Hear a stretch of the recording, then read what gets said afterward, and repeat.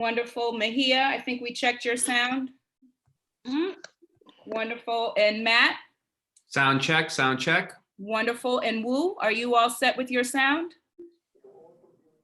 Yes. Hi, everyone. Wonderful.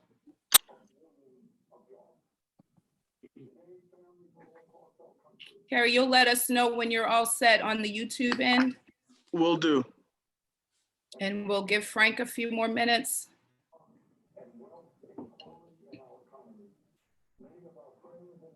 Absolutely.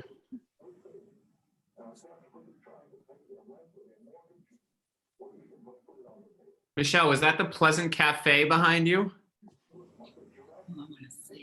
I'm trying to get it to work before the meeting. I don't know if I will be able to. But brownie points to Matt, as always.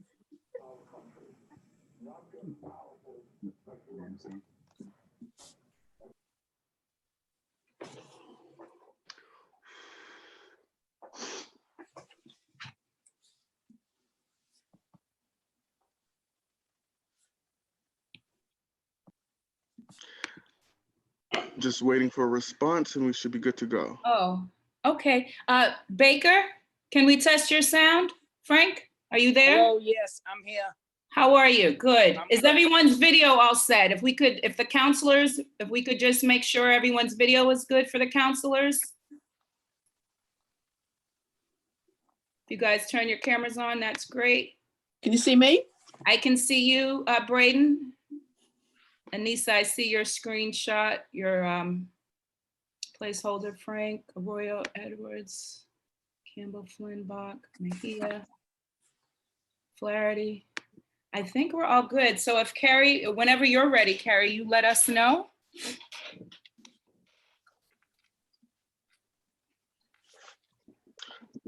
We are good to go. All righty, then we will get started.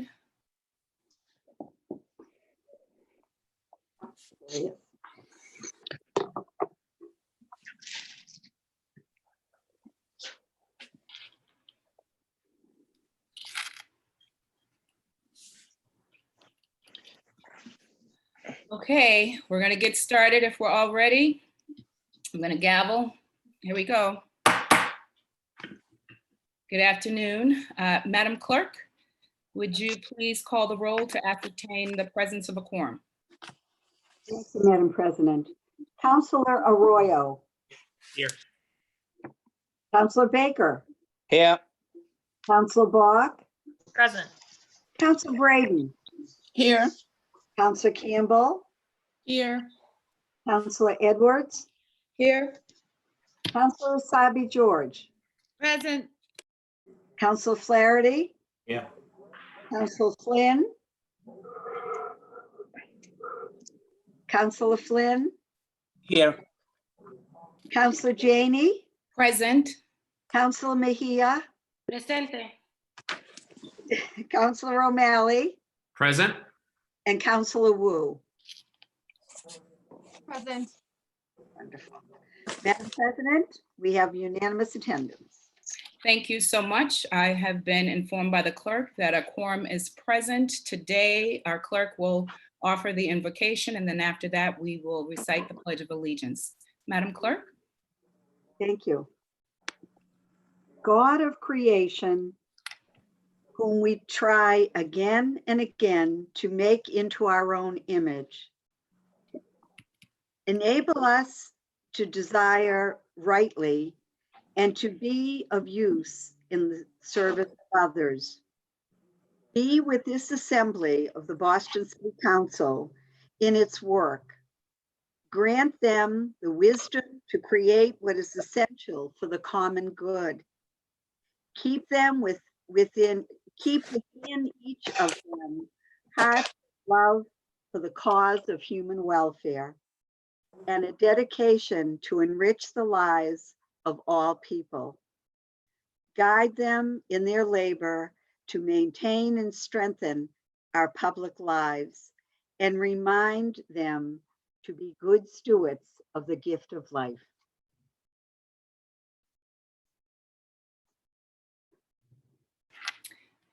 Amen. Let's pledge allegiance to the flag. I pledge allegiance to the flag of the United States of America and to the republic for which it stands, one nation, under God, indivisible, with liberty and justice. for all. Thank you so much. We will now move on to the first order of business, which is the approval of the minutes. If there are no corrections to be made, the minutes of the last meeting will stand as approved. Seeing and hearing no objections, the minutes are so approved. We will now move on to communications from His Honor the Mayor. Madam Clerk, if you could please read dockets 0588 through 0613. Thank you, Madam President. Docket 0588, message and order for annual appropriation and tax order for FY 2021, filed in the office of the City Clerk on April 6, 2020.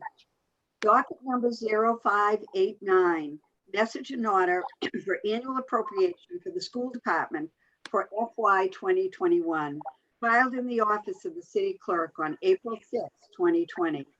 Docket number 0590, message and order approving the appropriation of $40 million to the other post-employment benefits known as OPEB Liability Trust Fund, established under Section 20 of Massachusetts General Laws, Chapter 32B, filed in the office of the City Clerk on April 6, 2020. Docket number 0591, message and order approving the appropriation of $27,200,000 from the city's capital grant fund in order to provide funding for various transportation and public realm improvements. These projects are aligned with the goals of Go Boston 2030, the city's transportation master plan. The funds will be credited to the capital grant fund from the parking meter fund, filed in the office of the clerk on April 6, 2020. Docket number 0529, message and order approving an appropriation of $7 million from the city's capital grant fund to address the impact of the transportation network services on municipal roads, bridges, and other transportation infrastructure, or any other public purpose substantially related to the operation of transportation network services in the city. Such funds will be transferred and credited to the Capital Grant Fund from the revenue received from the Commonwealth Transportation Infrastructure Enhancement Trust Fund, filed in the office of the City Clerk on April 6, 2020.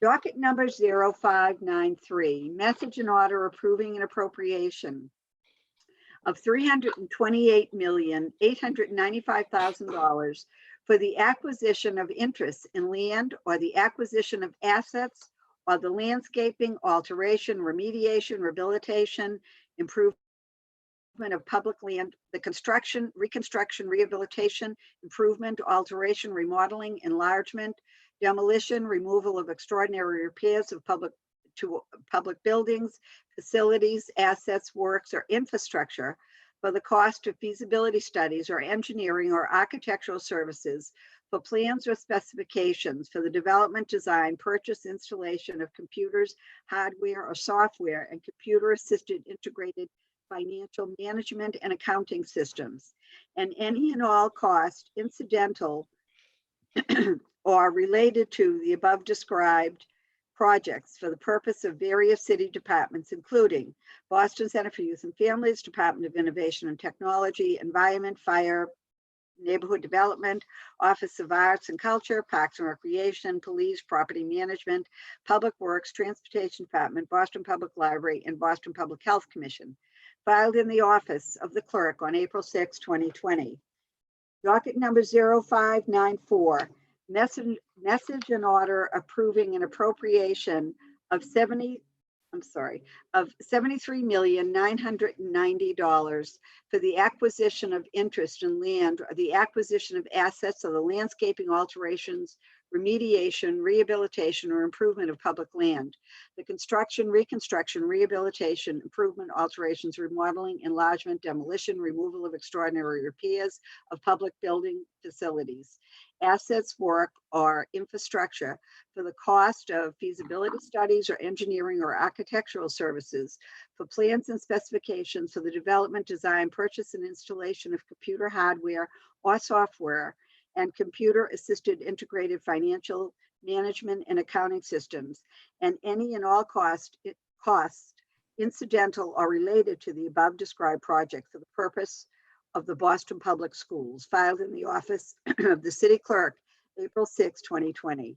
Docket number 0595, message and order approving an appropriation of $12,615,504 for the purpose of paying costs of the Boston Arts Academy located at 174 Ipswich Street in the city of Boston, including the payment of all costs incidental or related thereto, for which the city of Boston may be eligible for a grant from the Massachusetts Building Authority, known as MSBA.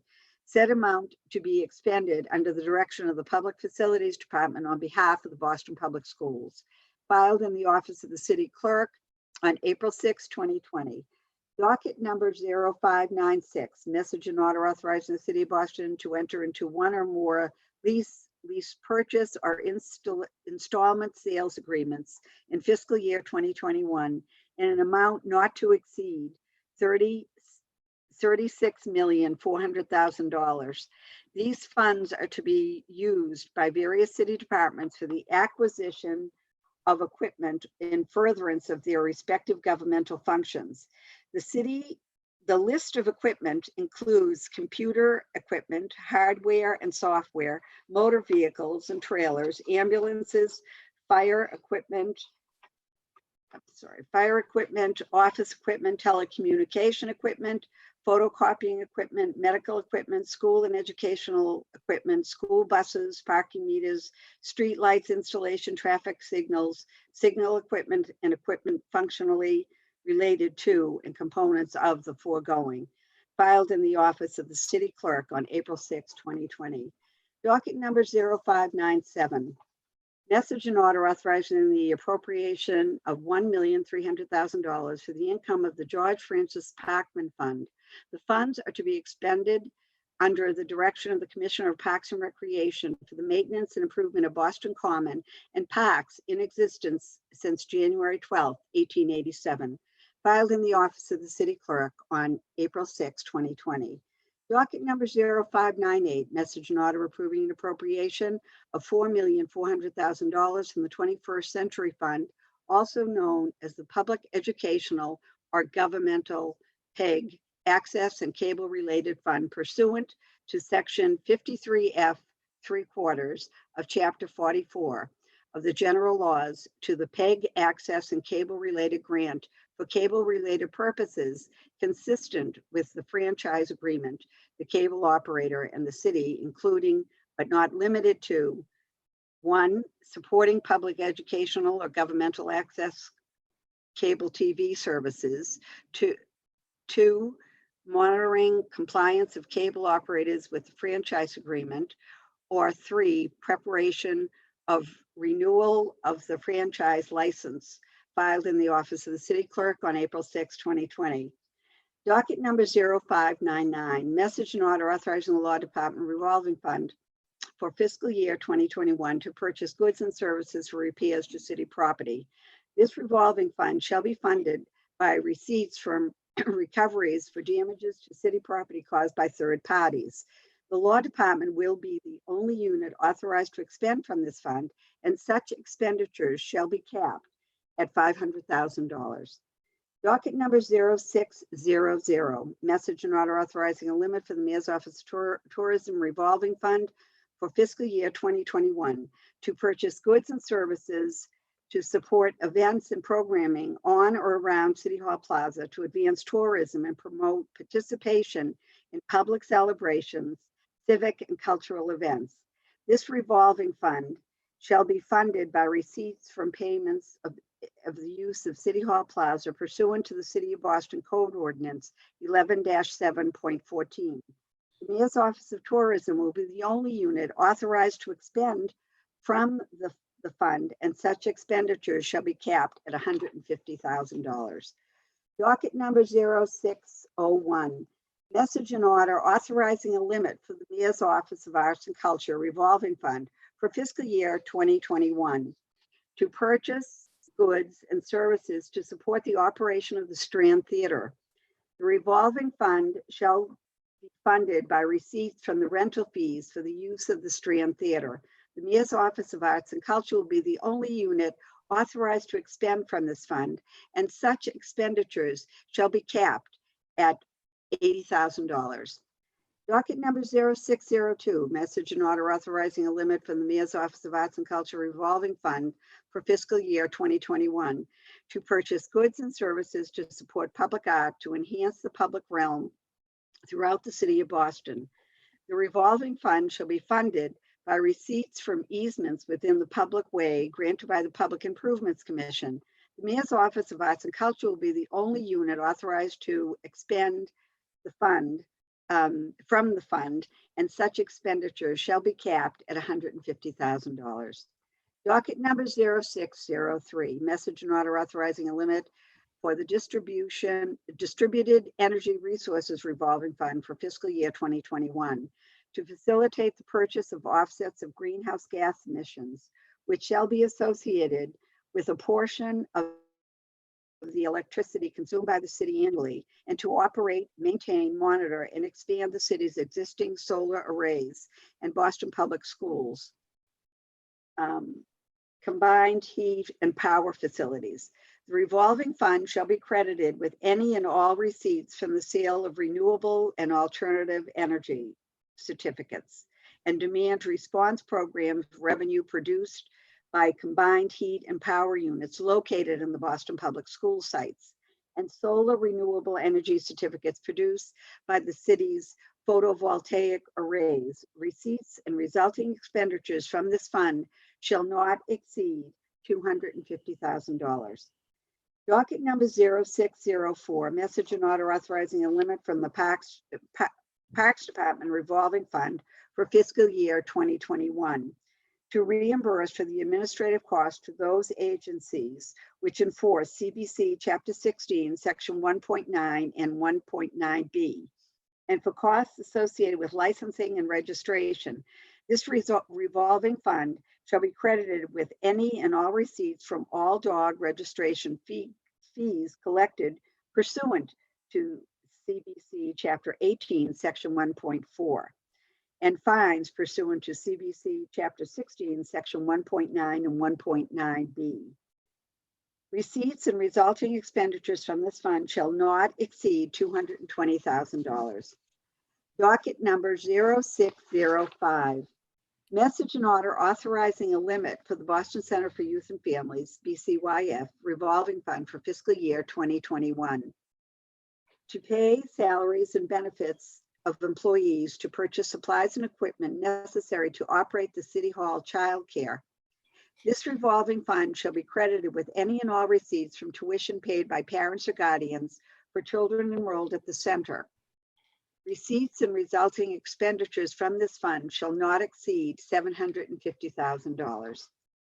Docket number 0606, message and order authorizing a limit for the Boston Public Schools revolving fund for fiscal year 2021 to support the maintenance and repair for BPS facilities, including custodial and utility costs for extended building time, school police costs associated with events, floor refinishing, landscaping, and building repairs. Receipts from lease, permits for use, and parking fees for BPS facilities shall be deposited in the fund. BPS will be the only unit authorized to expend from the fund, and such expenditures shall not exceed $2,600,000. Docket number 0607, message and order authorizing a limit for the Boston Public Schools revolving fund for fiscal year 2021 to repair, purchase Boston Public School computer technology, including computers, mobile devices, instructional software. This revolving fund shall be credited with any and all receipts from equipment sales and repair fees of Boston Public Schools technology. Receipts and resulting expenditures from this fund shall not exceed $2 million. Docket number 0608.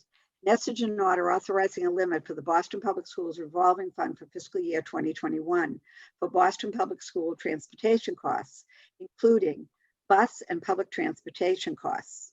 This revolving fund shall be credited with revenue received from the Boston Public School Department for the provision of transportation to groups and entities for field trips and activities other than transportation to and from school. Receipts and resulting expenditures from this fund shall not exceed $120,000. Docket number 0609. Message and order authorizing a limit for the Boston Police Department revolving fund for fiscal year 2021 to support training programs for officers from non-City of Boston law enforcement agencies. The Academy will charge participating outside law enforcement agencies tuition for each recruit, police officer or special police officer they send to the Academy. The tuition paid by outside agencies will be used to purchase training equipment, certify instructors, update facilities, and to provide funds for training needs not otherwise budgeted. The Police Academy will be the only unit authorized to expend from the fund. Such expenditures shall be capped at $20,000. Docket number 0610, message and order authorizing a limit for the Boston Police Department revolving fund for fiscal year 2021 to support the K-9 unit's training program for officers and police dogs from non-City of Boston law enforcement agencies. The Special Operating Division will charge tuition and other fees to outside law enforcement agencies for the K-9 unit. The tuition and other fees by outside agencies will be used to purchase training equipment, certify instructors, update facilities, and provide funds for other training needs not otherwise budgeted. The Special Operation Division will be the only unit authorized to expend from the fund, and such expenditures shall be capped at $100,000. Docket number 0611, message and order authorizing a limit of the Boston Police Department revolving fund for fiscal year 2021 to pay salaries and benefits of employees, to purchase supplies and equipment necessary to operate the Police Department Fitness Center. Revenue from this fund is derived from monthly membership fees. Receipts and resulting expenditures from this fund shall not exceed $100,000.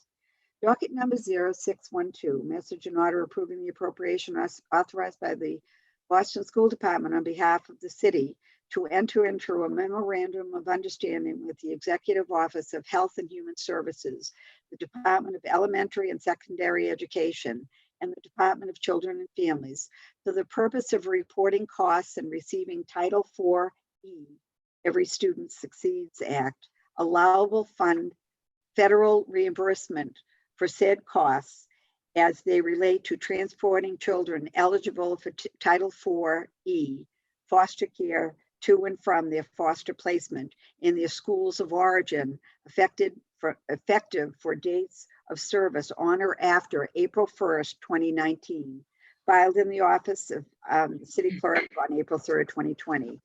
And docket 0613. Did I just lose you? No, we're here. Okay, I can't see anything. Yeah, we're here. Docket Last 0 docket.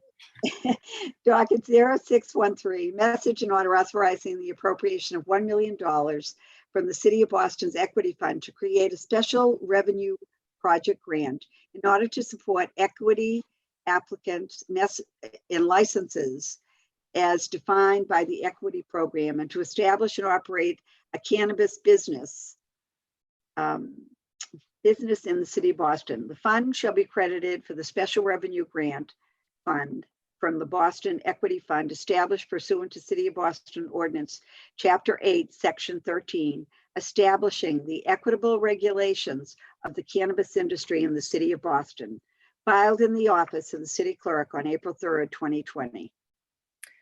Thank you so much, Madam Clerk. Docket 0588 through 0613 will be referred to the Committee of Ways and Means. Madam Clerk, could you please read docket 0614? Thank you. Thank you. Docket 0614, message and order authorizing the appropriation of $782,392. I'm sorry, $782,392,000. Nope, this is wrong, I think. It says message and order authorizing the appropriation of $782,392,000 for the administrative and operating expenses of the City of Boston's Boston Preservation Committee, CPC, for fiscal year 2021, and further appropriation in order appropriation order in the amount, I'm so sorry, of $25,517,608 from the Community Preservation Fund. Estimated annual revenues from the fiscal year 2021 to be appropriated and reserved for future appropriations. The fund was created upon the adoption of the Community Preservation Act in November 2016 and is funded in part by the 1% property tax-based surcharge on residential and business property tax bills that took effect on July 2017, and an annual state distribution from the Massachusetts Community Preservation Trust Fund, filed in the office of the City Clerk on April 3rd, 2020. Thank you so much, Madam Clerk. Docket 0614 will be referred to the Community Preservation Act Committee. We'll now move on to matters recently heard for possible action. Madam Clerk, could you please read docket 0100 and 0281?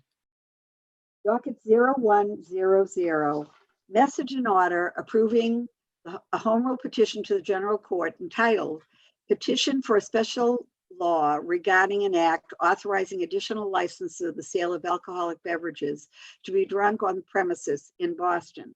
And docket 0281, petition for a special law regarding an act authorizing additional licenses for the sale of alcoholic beverages to be drunk on the premise in Boston. Thank you so much, Madam Clerk. The chair recognizes Councillor Edwards. She's the chair of the Committee on Government Operations. Councillor Edwards, you have the floor. Thank you very much. Okay. Thank you very much, Madam President. Just confirming you can hear me okay? Yes. Okay. So good afternoon, Madam President and my colleagues on the Boston City Council. The Committee for Government Ops held a hearing on docket 0100 and 0281 on Tuesday, April 7th at 12 p.m. It was a 2-hour hearing. In attendance at the hearing, we also had Committee Vice Chair Michael Flaherty, Councillor Baker, who is a sponsor of 0281, Councillor Flynn, yourself, Councillor Janey, Councillor O'Malley, and Councillor Anissa Asabi-George. I apologize if I missed any of my colleagues. I believe that's the complete list.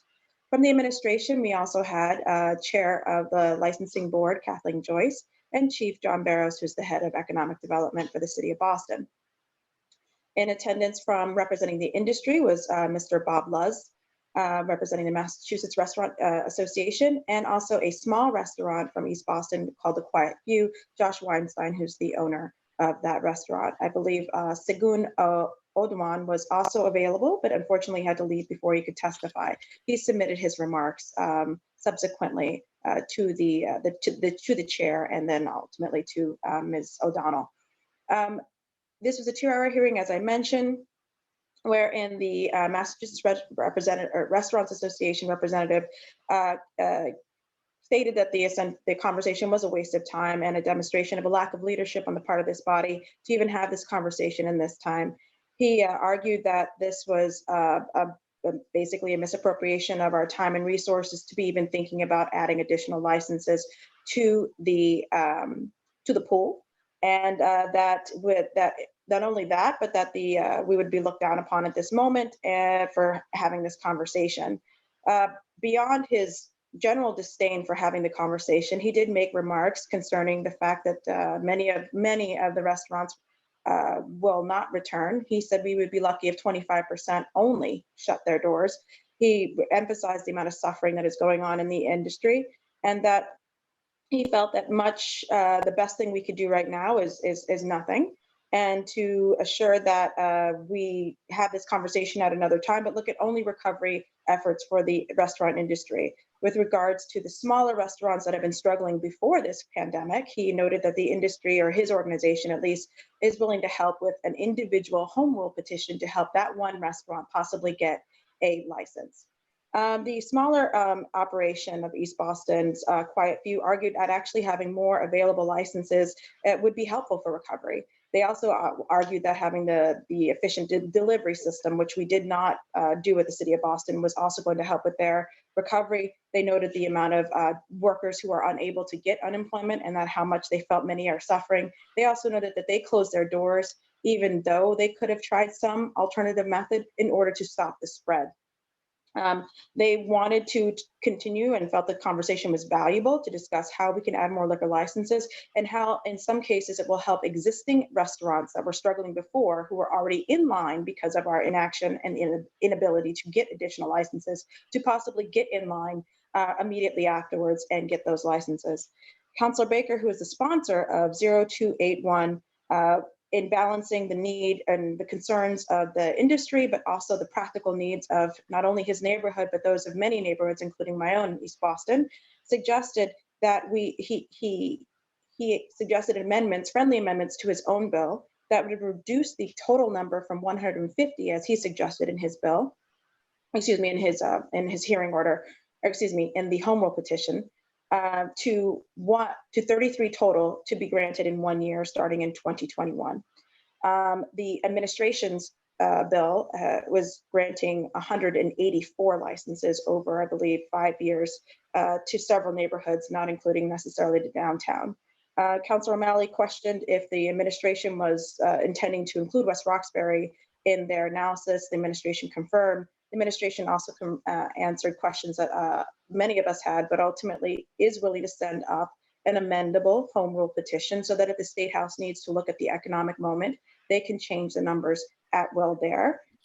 Both Councillor Baker and the administration were willing to accept a friendly amendment and suggestion to add in the caveat or add in the language that both would be granting licenses after the pandemic, or excuse me, after the declaration of the state of emergency is over, so that there should be no flood, no rush, and we will be focused on just getting the industry surviving through this moment before we're granting out licenses.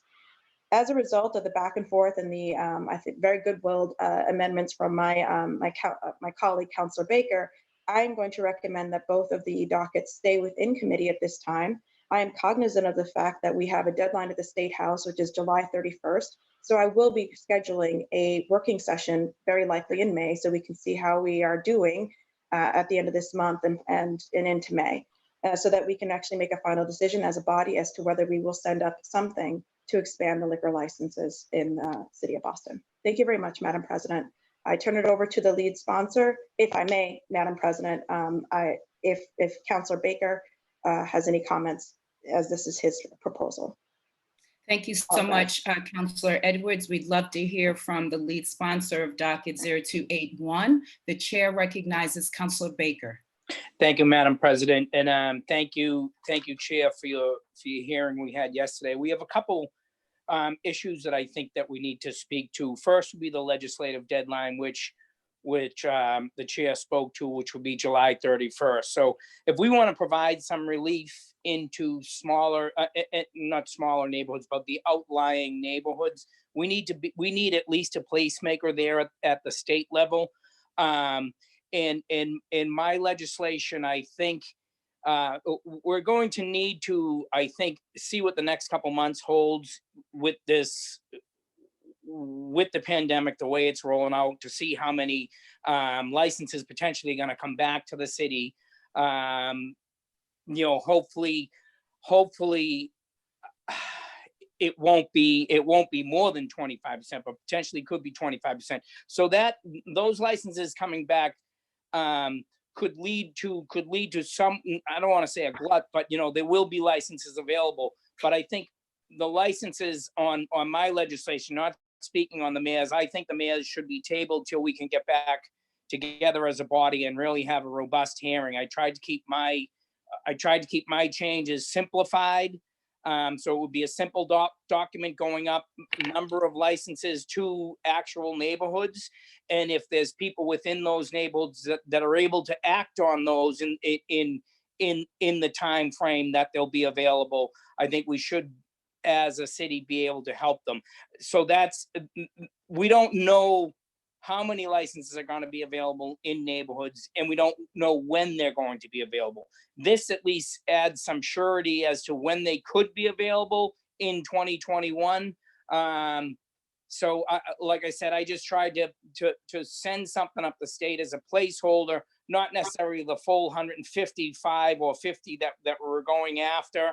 I think that's something we can talk about next year when we get through all this. If there's a need for it, then we can do that step up sort of licenses if we want to at that point. This will just hold us over for 1 year. I think it would be a success if people were actually able to open business and get these licenses, especially in the time that, you know, these next 6 months, year, possibly 2 years are going to be very difficult on every Bostonian and every American. So thank you for your time. I hope I didn't speak too much. Thank you so much, Councilor Baker. Dockets 0110 and docket 0281 will remain in the Committee of Government Operations. And we'll now move on to the next part of our agenda, which is motions, orders, and resolutions. Madam Clerk, could you please read docket 0615? Docket 0615, Councilor Mejia offered the following resolution on shifting the narrative of Bostonians away from deficit-based descriptors and affirming our resilience, yet underrepresented communities. Thank you so much, Madam Clerk. The chair recognizes Councilor Mejia. Councilor Mejia, you have the floor.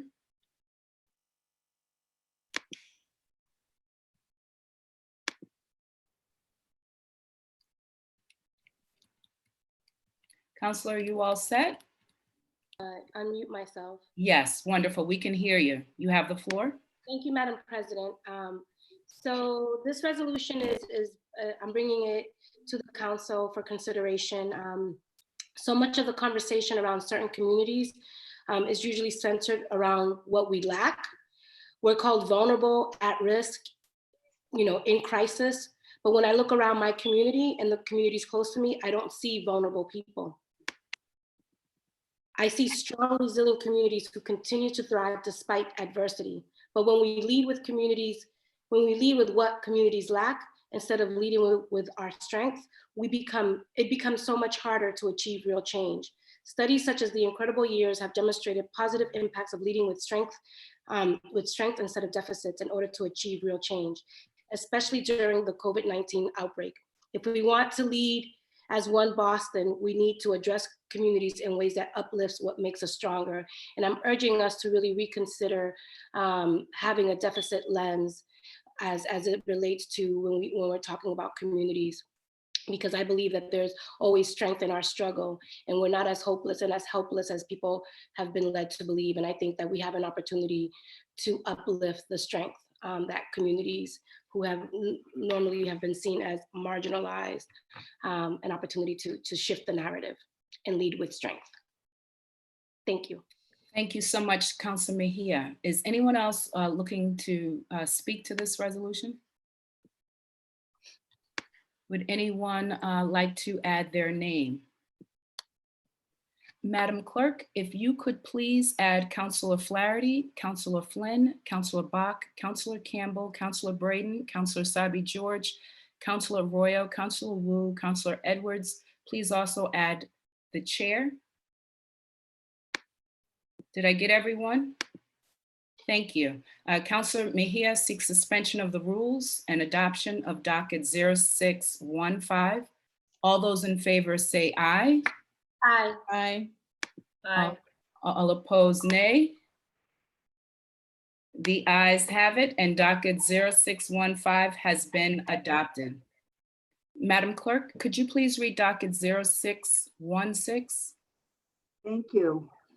Docket 0616, Councilor Mejia and Braden offered the following order for hearing addressing food insecurity as a result of the COVID-19 outbreak. Thank you so much. The chair recognizes Councilor Mejia. You have the floor. Thank you, Madam President.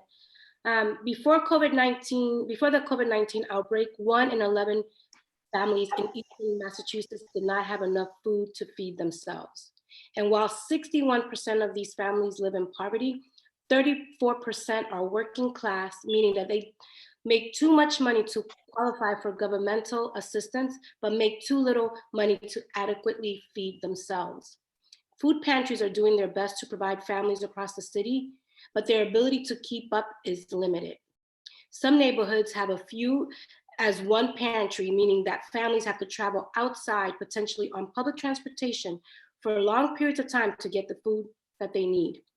Even when families do get to food pantries, the food available is set aside in a box and often contains food that they don't even know how to cook.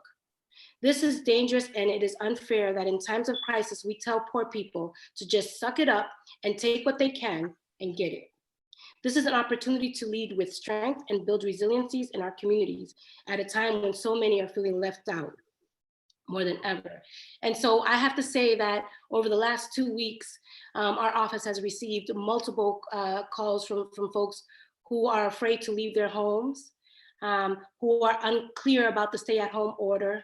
But what we're asking families to do, especially poor families, is to travel long distances, oftentimes to get food. And I think that we have an opportunity to really utilize this COVID-19 to redesign systems and figure out how we're going to address the issues of poverty in the city of Boston. And food insecurity is one of those things that is chronic. And I think that for us, the language barriers, there's so many different levels of this food insecurity conversation that I'd like for us to explore. I also see an opportunity of how we can uplift our local convenience stores and bodegas and figure out how can we create opportunities for people to just walk down the block near where they live to pick up the food items that they need to be able to cook. So I'm calling for this hearing order so that we can really address this issue. I'm really grateful to the mayor and his team, specifically from the Immigrant Advancement, as well as the Food Access Department. They've been great thought partners in really helping to solve these, to address this issue, but I think a lot more needs to be done and a lot sooner so that we can keep our people alive. Thank you. Thank you so much, Councilor Mejia. The chair recognizes Councilor Braden. Councilor Braden, you have the floor. You just have to unmute yourself. Thank you, Madam President. I want to thank my colleague, Councillor Mejia, for bringing forward this very, very important issue. I am equally concerned about the issue of food security across our city, but also within the confines of my own district here in Alston Brighton. We have a huge number of elders, immigrant elders, who are living on very low income in our neighborhood. They are frequent visitors to our food pantries historically, but in this crisis, they're finding it increasingly difficult to access the food pantry. The public transit is much reduced. They're being advised to stay in their apartments. Some of their buildings are actually on lockdown because they have had an identified case of COVID. So it's a very stressful and challenging time. And I look forward to working with my colleague, Councillor Mejia, to bring these issues to light and to discuss constructive ways that we can help resolve this issue and to make things better in the long run for these very vulnerable families and individuals living in our neighborhoods. Thank you. Thank you so much, Councillor Braden. At this time, we'll call on additional speakers. I see Councillor Asabi George has her hand raised. Councillor Asabi George, you have the floor. Just unmute yourself. Thank you, Madam President. Thank you to the makers for this. I've had a week and a half ago or so, I had a large group meeting via Zoom with our family shelter providers, and there's a great deal of concern for their access to food, both as organizations get distributing food to their families, to our families, but also making sure that their own staff is able to access food. So I think that this is this is an excellent hearing order. I hope to be able to participate in it, and I hope that we can elevate the voices of many of our families across the city and across the region that have extra difficulty accessing food. And I'd like my name to be added. Thank you to the makers and Madam Chair. Thank you so much. Would anyone else like to speak to this matter? The chair recognizes Councilor Flynn. Councilor Flynn, you have the floor. You just have to unmute yourself. Thank you, Madam President. And thank you to the makers for bringing this important subject to the public. I had a conference call yesterday. Councilor Flaherty participated with me, and it was with nonprofit organizations in our hometown of South Boston. They're doing a tremendous job of feeding the seniors and persons with disabilities throughout our community. But one of the issues is a lot of these nonprofits now are struggling financially, paying the bills. That money goes towards feeding the poor, feeding our seniors, feeding those with disabilities. So we also need to take a look at making sure our nonprofits are strong, because they do a tremendous job across our city as well. Thank you to the makers, and Madam President, please add my name. Thank you. Thank you so much, Councilor Flynn. The chair recognizes Councilor Bach. Councilor Bach, you have the floor. Thank you, Madam President. I just wanted to also commend the makers and to say, I think, Councilor Mejia pointed to the fact that we've got really two components of this problem. We have both people who were already food insecure before this crisis. And then we've got people who maybe were previously able to access food, but either for new financial reasons or for reasons of fear and staying per instructions at home are having trouble accessing. So I just want to lift up the fact that I was very cheered to see an email go out across all City of Boston staff this week looking for volunteers. And I know that the Office of Food Access has been working hard on sort of standing up more of a food delivery system, because I think in this crisis, that's really where we need to get with the families that most need that access. And so I think this is going to be an important thing logistically going forward. But I also think that, as we have our budget conversations, one of the things that this situation is going to raise up is the kind of resources that we need to be putting towards making sure that everybody in our city is fed. So please add my name. Thanks. Thank you so much. Does anyone else want to speak to this matter? The chair recognizes Councilor Wu. Councilor Wu, you have the floor. Thank you, Madam President. I also just wanted to add my deep gratitude to the authors and sponsors of this issue.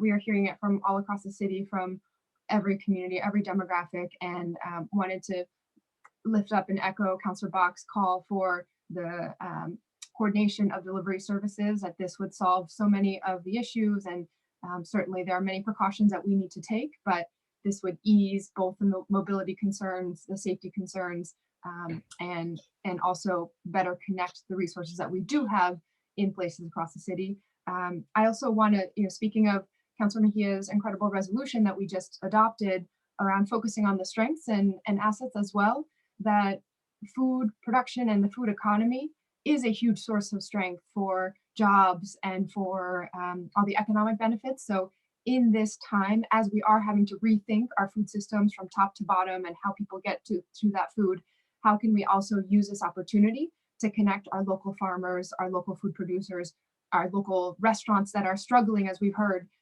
to the very strong need to feed people. Thank you. Thank you so much. Anyone else looking to speak? Anyone like to add their name? Madam Clerk, if you could please add Councilor Flaherty, Councilor O'Malley, Councilor Flynn, Councilor Bach, Councilor Campbell, Councilor Edwards, Councilor Sabi George, Councilor Royal, Councilor Wu, as well as the chair. Docket 0616 will be referred to the Committee on City and Neighborhood Services. Madam Clerk, we'll move on to docket 0617, please. Docket 0617, Councilor Wu offered the following order for hearing to discuss rent relief for commercial and residential tenants in city and BPDA owned properties. Thank you so much. The chair recognizes Councilor Wu. Councilor Wu, you have the floor. Thank you, Madam President. As we've heard over the last few council meetings, everyone in this group, everyone who's representing constituents realizes just how much of a burden it is to, in this moment, be paying rent and mortgages, and how much that continues to destabilize communities that were already struggling and facing these issues. Certainly, we don't have the authority at the city level to pass blanket moratoriums, and we have gone on record as of last week in sending that feedback up to the State House. But what we do have the authority to accomplish at the city level is to issue rent relief for city-owned and BPDA-owned buildings.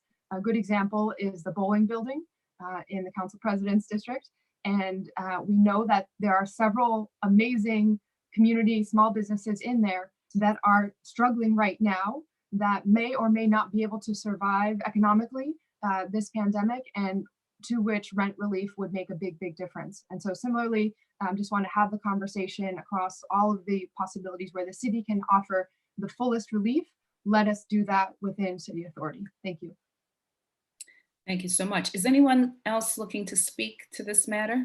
If you would raise your hand. The chair recognizes Councillor Edwards. Councillor Edwards, you have the floor. Thank you very much. I wanted to commend the maker. This is a great opportunity for the city of Boston to lead and demonstrate what we are calling for other landlords and other property owners to do, that the city of Boston lead and demonstrate that it can do it as well. In as much as the BPDA owns land, and much of that land is going strictly for the BPA's operating expenses, we should be cognizant of that if we are cutting at their income, how we're cutting at other ways in which they do operate. I'm not expressing sympathy, just wanted to be clear that when we're cutting off one form of faucet, the only form I believe that they have for their income, they do not dip into the city budget otherwise, that we should just be cognizant of how that works, if it's going to be a payment plan or just outright rent forgiveness. But I 100% support this. I do think it's worth us examining that. The BPDA also owns a lot of land in the Navy Yard, and and they own it. When a person especially sells their home, they have to give a certain percentage fee of the sale price back to the BPDA. And so if people are going to be selling, if people are going to be having to move their property in the middle of this pandemic, I'd want also that analysis to be done, and how the BPDA is going to reap that funding back from that person, or if they should reap it at the same amount of money that they did before. I want to also commend the maker for her leadership in looking at ways in which the city of Boston could possibly come up with not only interest-free potential, rent arrearage programs for commercial properties or commercial entities, but also making sure that the city of Boston hopefully comes up with an outright prolonged program for anybody who rents with the city of Boston, and how that they could get rent relief going forward. So I hope this is not a temporary moment conversation. I think it should be something that lasts beyond this. Thank you very much, Madam Chair. Thank you so much. The chair recognizes Councillor Royal. Councillor Royal, you have the floor. I'd also like to commend the maker on this. As this pandemic and the conditions we're currently existing in continue to carry on, we're going to see more and more businesses and more residents struggling really to afford to stay where they are or keep their properties. And it's going to be incumbent upon us to be creative about solutions and ways in which we can really bring relief to them, both in the short term and the long term, because we know that when these businesses open up their door again, what they're going to be seeing in terms of numbers and what they were doing before may change dramatically. And so hopefully this is a continued conversation. I appreciate it being brought forward, and I commend the maker. Thank you so much. The chair recognizes Councillor Mejia. Councillor Mejia, you have the floor. Thank you. Thank you, Madam Chair. I'd like to also thank and commend the maker of this hearing order. One of the things too that I would like to uplift is that we've been getting a lot of calls from small businesses, from barbershops and other types of business that don't fall within the city of Boston. But I would love to figure out how through this process we can figure out how we can set some dollars aside to help support some of the folks who are renting from private, I guess, if you will, just because one call that I received, he's paying $6,000 a month in rent.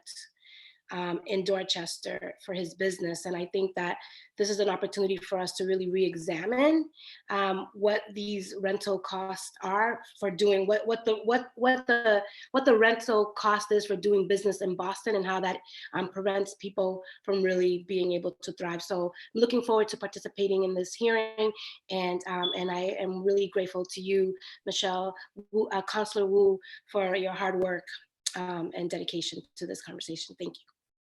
Thank you so much. The chair recognizes Councilor O'Malley. Councilor O'Malley, you have the floor. Thank you, Madam President. I too rise to commend the maker, the at-large counselor from the Pleasant Cafe, for her great leadership on this. This obviously is something that we can have a profound impact as it relates to city-owned, BPDA-owned properties and businesses working. So this is a conversation that obviously is worthwhile, and I'm excited for the opportunity for the city to lead. Also ask if I could retroactively add my name to 615. I think I missed that when it went through, and obviously ask that my name be added to this docket 617. Thank you. Thank you so much. The chair recognizes Councilor Flynn. Councilor Flynn, you have the floor. Thank you, Madam President. Madam President, please add my name. I want to say thank you to the maker for bringing this forward. I'm also receiving calls from small business owners at Faneuil Hall. That's a BPDA owned facility. And many of those small business owners, many of them are women, communities of color, finding it very difficult to continue in business at that site. There should be some type of payment plan. There should be some type of assistance to ensure that these small business owners are able to continue selling their product in Faneuil Hall. I'm going to continue to work on this issue. And if we, there should be a place in our city, in our state, for small business owners that are struggling right now. They helped build our great city, and we need to do everything we can to be there for them at this difficult time. Thank you, Madam President.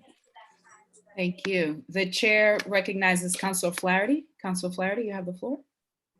Thank you, Madam Chair. I appreciate the spirit and the intent. Please add my name and look forward to an expedited hearing, and through the chair to the maker, just like we've been talking about the last couple of weeks, just the need to be cognizant of sort of a means and an ability to pay test. So there are going to be a lot of situations where we're going to need as a city to renegotiate lease arrangements. No doubt about it.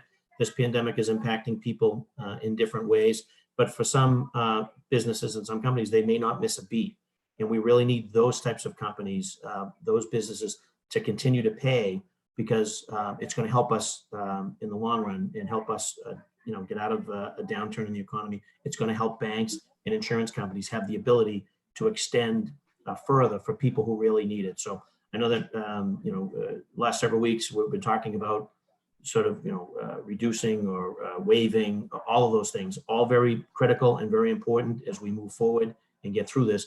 But we also need to be very mindful that there are people that do and will continue to have the ability to pay their rent and their mortgage, and we really need to encourage them to do that. I can't emphasize that enough, that is going to be a critical factor in helping us in terms of helping our current economy turn around here in the city. And so I look forward to an expedited hearing, and look forward to hearing from professionals that know a lot more about it than I do.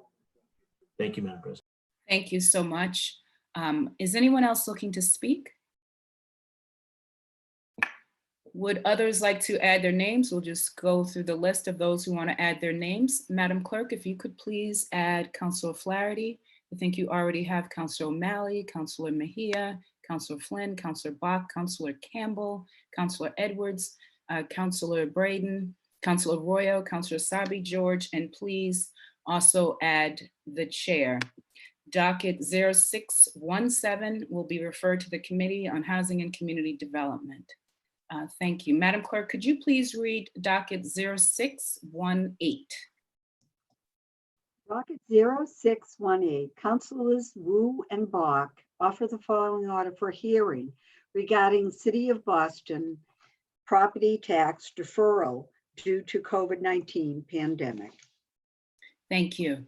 The chair recognizes Councilor Wu. Councilor Wu, you have the floor.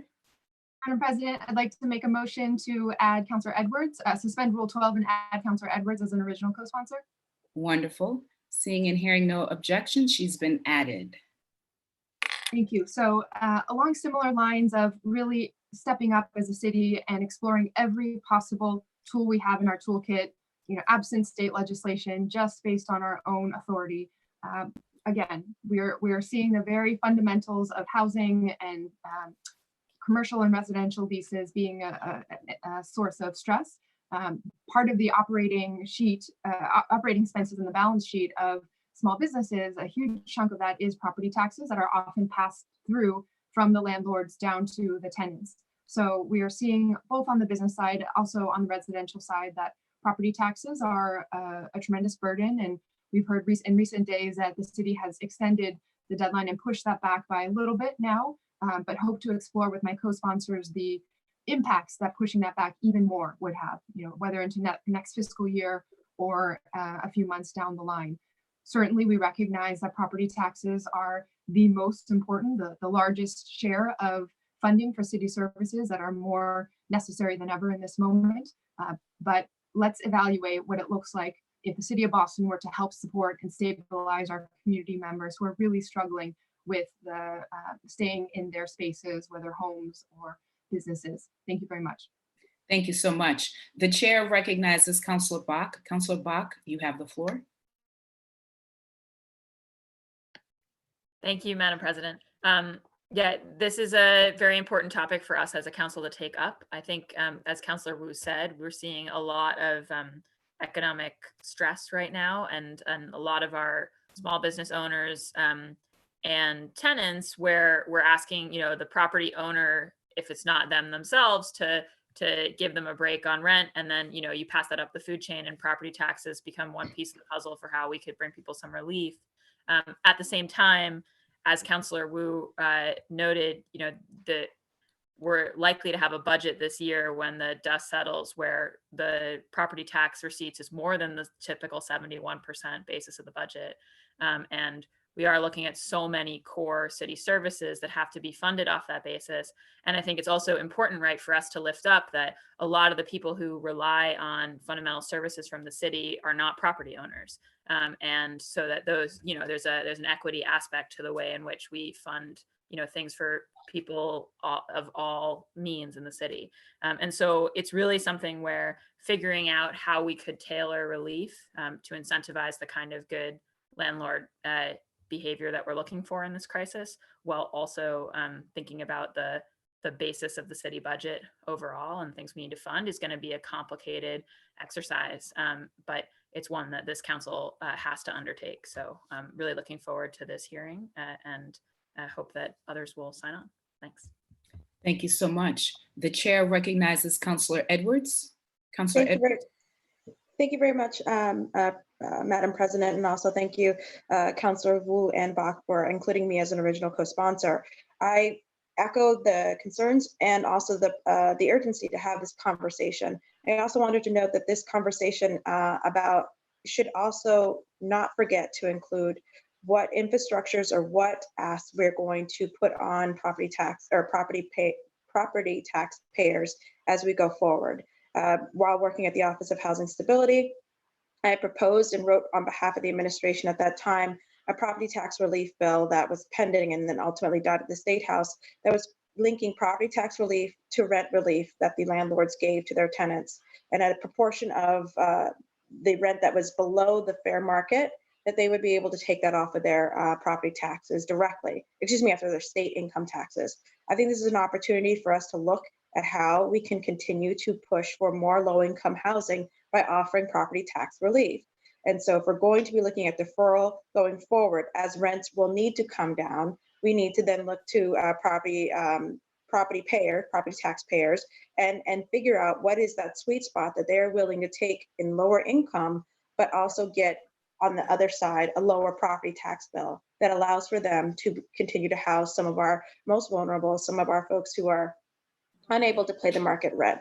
And I think that this is a wonderful opportunity to also have that conversation, because we are looking at already either decreasing or deferring property tax payments. So, and I think it will benefit us on the other end in terms of our housing costs and the ability to house a lot of our most vulnerable populations. So I recognize Councillor Bach's concerns as a great steward and chair of our housing, our Ways and Means Committee. She is doing an excellent job already. But I do want to note that we should also look at the cost savings that we will have if we're able to house some low-income individuals by offering property taxpayers a break.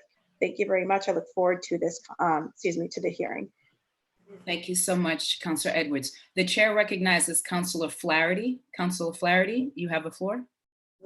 Thank you, Madam President. Please add my name and once again, just through the chair to the maker, just be cognizant of a means test. I know that particularly on the residential side, a lot of the property tax is baked into the mortgage payment. And so there could be some incentives that come maybe from the banks with respect to that. So obviously, hopefully they'll be invited and have a seat at the table. Further, there could also be some tax incentives that the city can offer, really probably more in line of what the previous speaker, Councilor Ed, was referring to on the affordable housing side, where if those that have the ability to pay and that haven't missed a beat business-wise have the ability to advance their quarterly taxes to help the city, we could potentially offer some tax breaks. So a lot of creative things that I think we could do here, and look forward to an expedited hearing, and through the chair, just ask the maker that we include the banks in those discussions, because I think they could be very helpful given that most folks have their taxes escrowed through their mortgage payments. Thank you, Madam President. Thank you so much. Would anyone else like to speak to this matter? Would anyone like to add their name? Madam Clerk, I think you have Councillor Flaherty already. Please also add Councillor O'Malley, Councillor Mejia, Councillor Campbell, Councillor Flynn, Councillor Braden, Councillor Sabi George, Councillor Arroyo. Please also add the chair. Docket 0618 will be referred to the Committee of Ways and Means. Madam Clerk, we'll move on to docket 0619. Docket 0619, Councilor Bach offered the following resolution calling on property owners with vacancies to immediately rent to families with housing choice vouchers. Thank you. The chair recognizes Councilor Bach. Councilor Bach, you have the floor. Thank you, Madam President. I'd like to move suspension of Rule 12 to add Councillor Anissa Sabi George as an original co-sponsor. Seeing and hearing no objections, and we don't have to suspend the rule to get her on because she's not a third co-sponsor, but seeing no objections to her being added, we will add her. Thank you. Thank you. Thank you so much.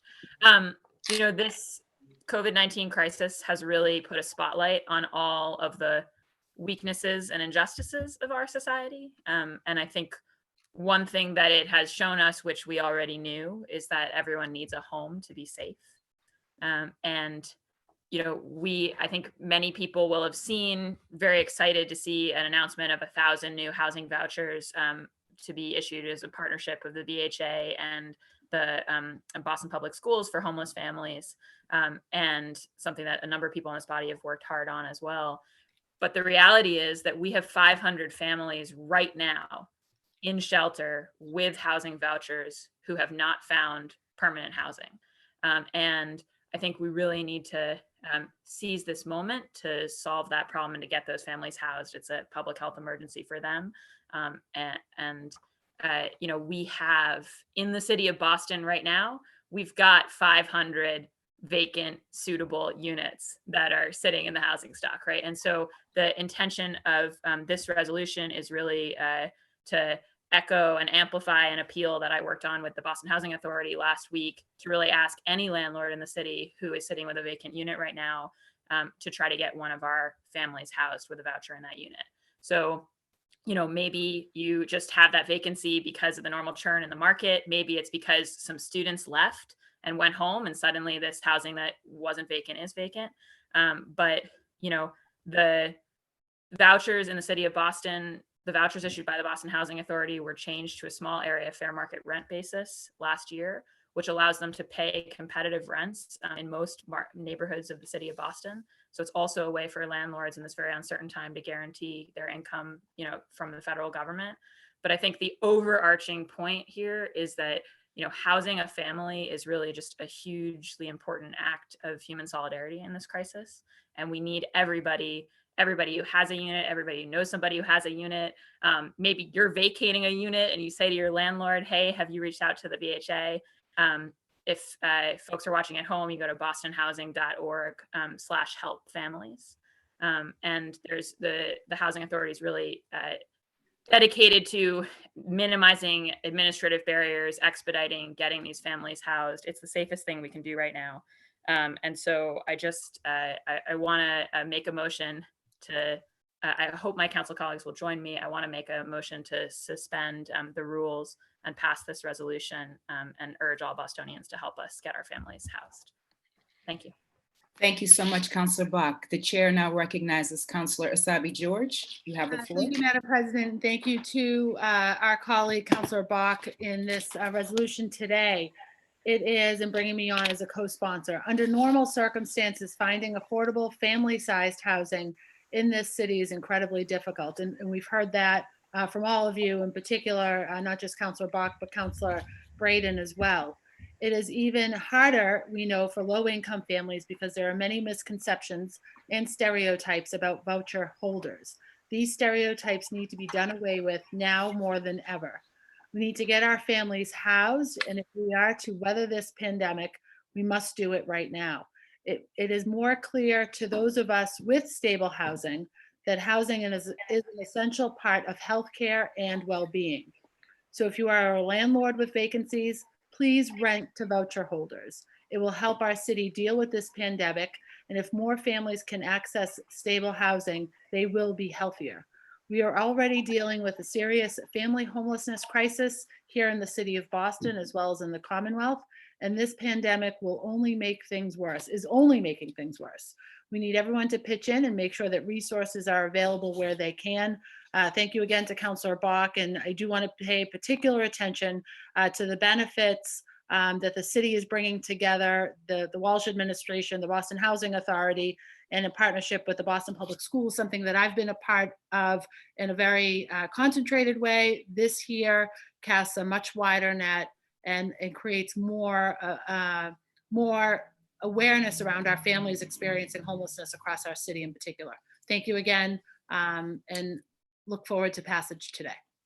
Thank you so much. The chair recognizes Councillor Edwards. Councillor Edwards, you have the floor. Thank you very much, Madam Chair, or Madam President. I would ask that my name be added to this resolution. I also want to note and bring a perspective as a property owner. It's an unfortunate stigma that so many families with vouchers have to face, so that they are less than or not ideal tenants. A lot of the stigma also isn't just because of what poverty has become in many people's minds. It's also, with all due respect to the maker, the stigma is the administrative burden that a property tax person or property owner would have to face in dealing with any government agency. I wish it was as easy as the maker had said to deal with Section 8, to deal with the standards for that, to deal with the ability and the checklist of all of those different things, and it's not. I say that as a property owner, as a progressive person, as someone who believes firmly in the voucher program, believes in creating one even for the city of Boston, but I am telling you it is not that. So some of the stigma we have to acknowledge as government employees, as part of the government, that stigma is because of sometimes we're not as efficient as we'd like to think we are. I wholeheartedly support this call to action. I do want to acknowledge that another stigma, another issue is when housing families, there's this misconception about the lead laws in the state and in the city of Boston. And I do want to give a shout out to ISD and the lead training program to help people actually train to get rid of the lead. And also we have some low interest free forgivable loans to get rid of lead in your properties. We're dealing with a very old housing stock in Boston. And I don't know of the 500 units that the makers have reference to, if they were all built after 1978 or if they all passed the lead qualifications. I'm not sure. But I do want to acknowledge that that's also a hindrance as well in many people's minds. What am I opening myself up to? Not just the money, because trust me, if it was money and that was the only thing in the middle of it, that's fine. But I'm telling you, as a property owner, it's the opening up yourself to what many feel vulnerable government oversight that's going to reject you and subject you to actually more costs.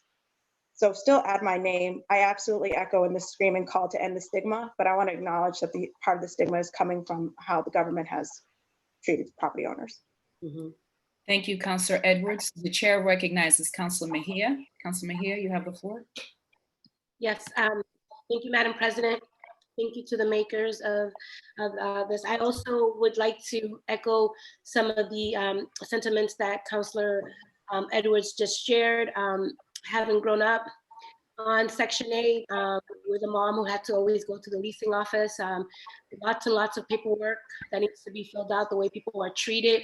Oftentimes, you know, just rather not even go there. So I think if we're really going to be serious, I mean, it's great to have this opportunity to encourage property owners to rent out to voucher recipients, but I think it's really important for us to acknowledge the fact that people, the way that we are treated when we're seeking services, especially government services, it's always with a punitive type of mentality. When you call BHA, you always, you know, you're just trying to get your lease renewed. It's just a number of different loopholes that you have to like jump through just to get it. So I think that we need to look at this in a way that's gonna make the process easier for both the property owner and also the recipient, if in order to help this move forward. And I also would like to say that I'm really grateful that all of these conversations are happening as a result of COVID-19, because it really goes to show our ability to be innovative, our ability when we have political will to do right by all people. My hope is that this is not something that is just in the times of COVID-19, but that we can build the infrastructure for some more long-term planning. So I'm so grateful to Councillor Bach for her leadership in this, and I'm signing on, and I'm all in for the conversation, and also bringing people to the hearing to talk about what their experiences have been navigating city services. Thank you. Thank you so much. Is anyone else looking to speak? The chair recognizes Councillor Bach. Councillor Bach, you have the floor. Thank you. I just want to thank my colleagues for those comments and actually say, you know, I agree with Councillor Mejia that that there are a lot of there are a lot of barriers that, you know, the COVID-19 crisis is enabling us to kind of try to get past, and that we have to learn from those going forward. And to Councillor Edwards' point, absolutely, the administrative burdens, you know, have often been one of the stumbling blocks for property owners. I think in this moment, we have a strange opportunity in that, so normally one of the reasons why folks with vouchers have a hard time getting units is because we have such low vacancy citywide. And if you have a tenant who isn't going to have those administrative burdens and one who is, you know, people often just rent to the tenant, the first tenant, right?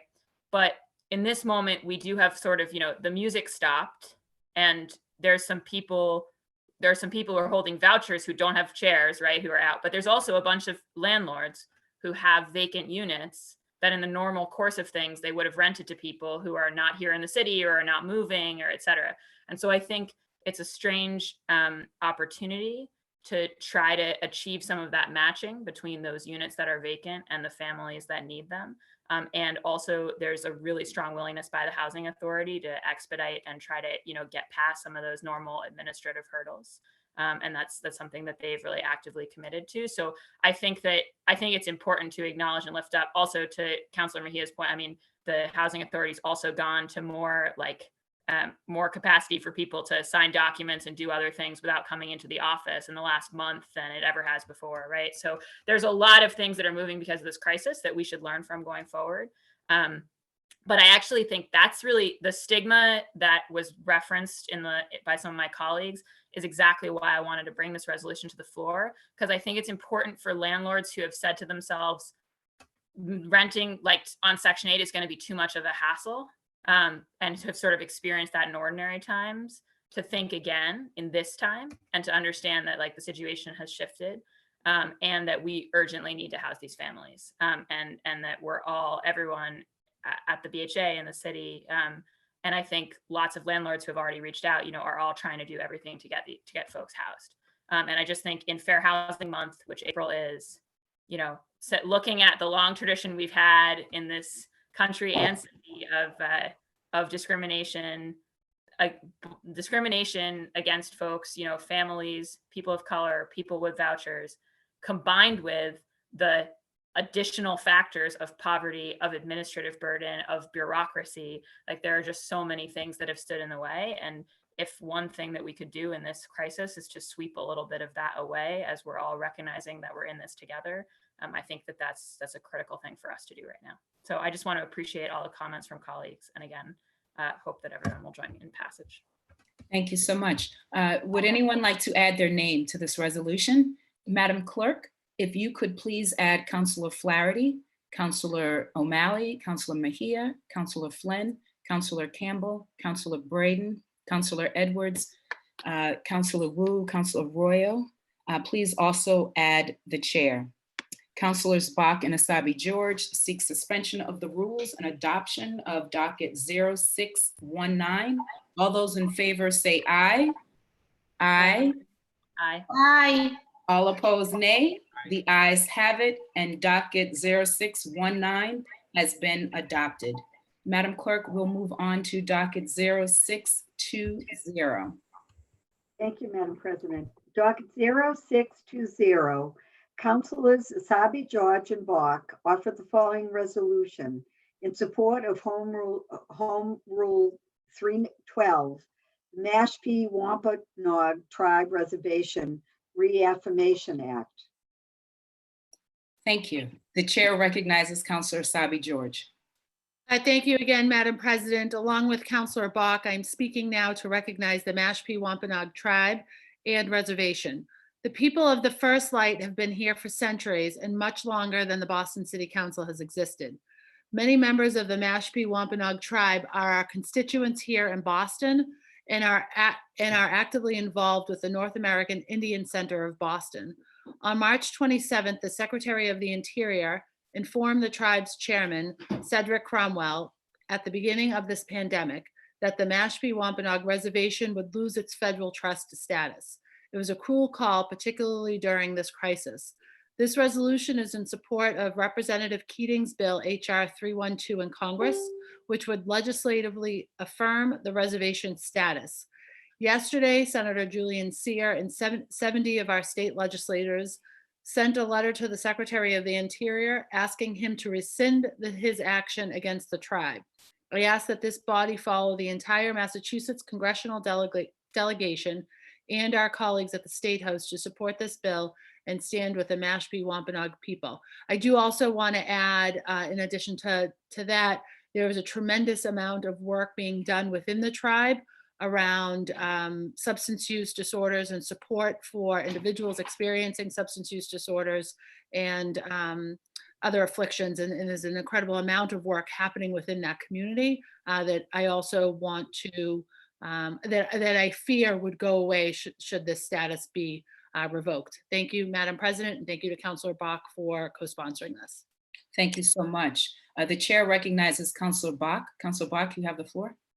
Thank you, Madam President. I just want to echo my colleague, Councilor Asabi George, and thank you for joining with me in this. Our offices were proud to meet with the North American Indian Center of Boston and talk about this issue. It's really, it isn't an issue we should have to be meeting about and talking about in the middle of this pandemic. The idea that the Trump White House would announce that it was taking this land out of trust in the middle of this situation. The first time that it's only the second time that's been done since 1950. It really reflects the way that the administration at the federal level has mishandled the Bureau of Indian Affairs. And it really hits close to home because, as Councilor Asabi George alluded to, there's a lot of strong public health related activities that the Mashpee Wampanoag do as a self-governing tribe, and taking their land out of trust threatens that self-governance. And it really is kind of a shameful reprise of a whole history of taking land and taking control of land and self-governance from this people going all the way back to 1620. And so I think that, these are not ordinary times. Most of the business that we all are taking up these days has to do with COVID-19. But I think, this is an extraordinary case where it's important for us to express our solidarity. And I'll say, HR 312 was introduced by Representative Keating. It's also supported by both of our senators, Senator Markey and Senator Warren. And I think that given the number of people in the tribe who do live in Boston and the tradition of this community being ignored and marginalized, that it would be meaningful for the Boston City Council today to express its support for a reversal of that decision at the federal level. So thank you. Thank you so much. Is anyone else looking to speak to this resolution? Would anyone like to add their name? Madam Clerk, if you could please add Councilor Flaherty, Councilor O'Malley, Councilor Mejia, Councilor Flynn, Councilor Campbell, Councilor Braden, Councilor Edwards, Councilor Wu. Please also add the chair. Councilors Asabi George and Bach seek suspension of the rules and adoption of docket 0620. All those in favor say aye. Aye. Aye. Aye. Wonderful. All opposed, nay. The ayes have it, and docket 0620 has been adopted. Madam Clerk, we will now move on to docket 0621. Thank you. Docket 0621, Councilor Flaherty offered the following order for hearing regarding all city departments FY20 budget surpluses. Thank you. The chair recognizes Councilor Flaherty. Thank you, Madam President. And in light of the city's ongoing public health emergency due to COVID-19, and also on behalf of our fiduciary responsibility as the legislative branch of city government, I'm calling for a hearing regarding all city department fiscal year 2020 budget surpluses. We're approaching the end of the fourth quarter of fiscal year 20, and some city departments, and watch my means test here, may have a budget surplus that could be redirected to efforts related to our public health emergency, such as efforts to support healthcare personnel, first responders, and or other city departments that are critical to our response. One group that comes to mind is our community health centers doing tremendous work throughout all of our neighborhoods and are in dire need of some love and some assistance. So in my hearing order, you can see that I highlighted the city's annual budget allocation, 24 million for snow removal as an example of one city budget allocation. Again, that may have a surplus because there was no snow emergency call this past winter. And we also were on the call the other day with Chief of Housing, Sheila Dillon, who talked about there's some redirected funds within her department because they're not going on home visits and they're not able to do the home repair program.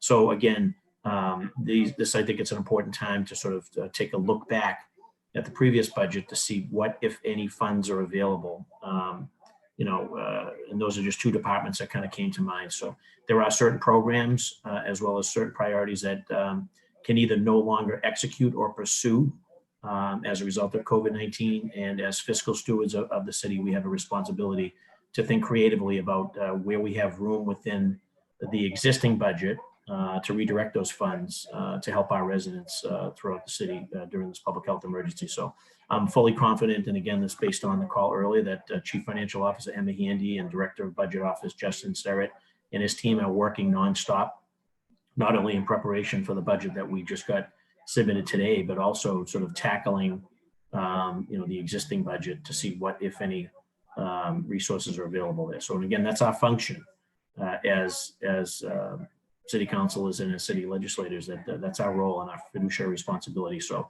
if there are surplus funds and or if there are decisions being made within those departments, that technically should be coming through the council for approval. And so want to make sure that we're putting our best foot forward too and not taking the eye off the ball. And that's sort of our major role and responsibility.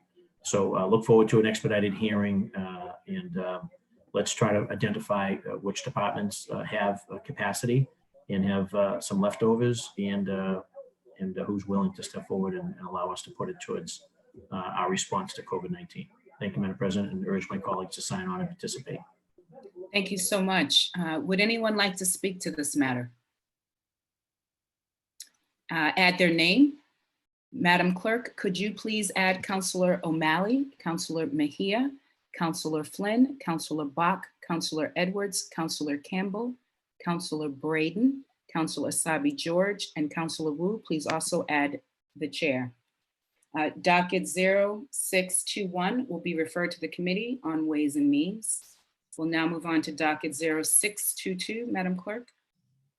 Docket 0622, Counselor Campbell offered the following resolution urging the City of Boston to prioritize mental health in the public health response to COVID-19 pandemic by creating a mental health support fund.